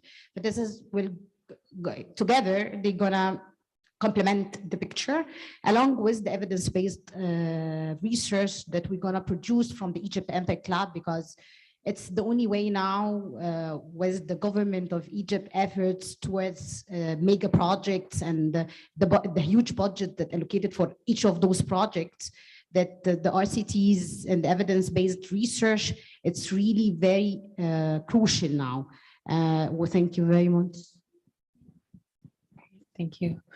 And Maha, to some of your questions, I think this is one of the reasons that Ms. Maida also is a strategic partner in thinking about job creation, enterprise growth, micro enterprise, and access to finance as an integral piece of this to complement the social protection and to complement the family development. Employment is the third sort of thematic pillar of the Egypt Impact Lab. And I guess in our next event, we'll do another panel that could focus on that. So any last questions or suggestions from those gathered? Great. Okay, with that, first I want to thank you all for we originally drew an agenda that ended at 3 o'clock and then decided to trim it. And it looks like we're right on time for a 3 o'clock ending. So thank you very much for your time and attention and flexibility throughout the day. I think I hopefully can speak on behalf of the JPAL team that I think we're very excited and energized at the work that's ahead of us, at the work that we'll be doing with all of the anchor partner, strategic government partners, founding partners, supporting partners on the Egypt Impact Lab as we look ahead. And I think these panels have surfaced some really exciting ideas and places that our teams will focus our immediate follow-up conversations and actually working to launch new evaluations. So what can you expect from us in the coming months? You'll see the Egypt Impact Lab beginning to launch in Arabic trainings on evidence generation and use for government staff from our strategic government partner organizations. Soon we'll then want to be announcing the first set of impact evaluations, and I'm hopeful that you'll see some of these ideas that were surfaced here today actually as the basis of those questions. And we'll be convening, hopefully you all and our strategic partners, to consider how some of the rich evidence base from around the world can help to inform policy design and implementation here in Egypt. So with that, we can conclude. And as we do, I want to say a massive thank you to all of our partners, strategic government partners, founding partners, supporting partners, to the Ministry of Planning and Economic Development. In the course of planning an event like this, I think we actually really do become a team. So we are launching the Egypt Impact Lab as a tremendously strong team, having worked on this. And I also want to say a huge thanks to the teams from the Ministry of Planning and Economic Development and from JPAL MENA at AUC for their absolutely tireless work in getting us to this successful event today. So thank you. And I think we invite you to adjourn, network, and chat a bit more on the terrace. Thanks very much.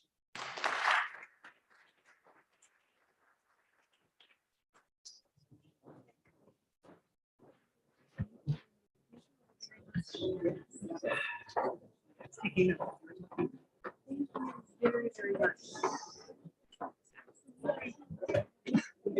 for being with us for the long day.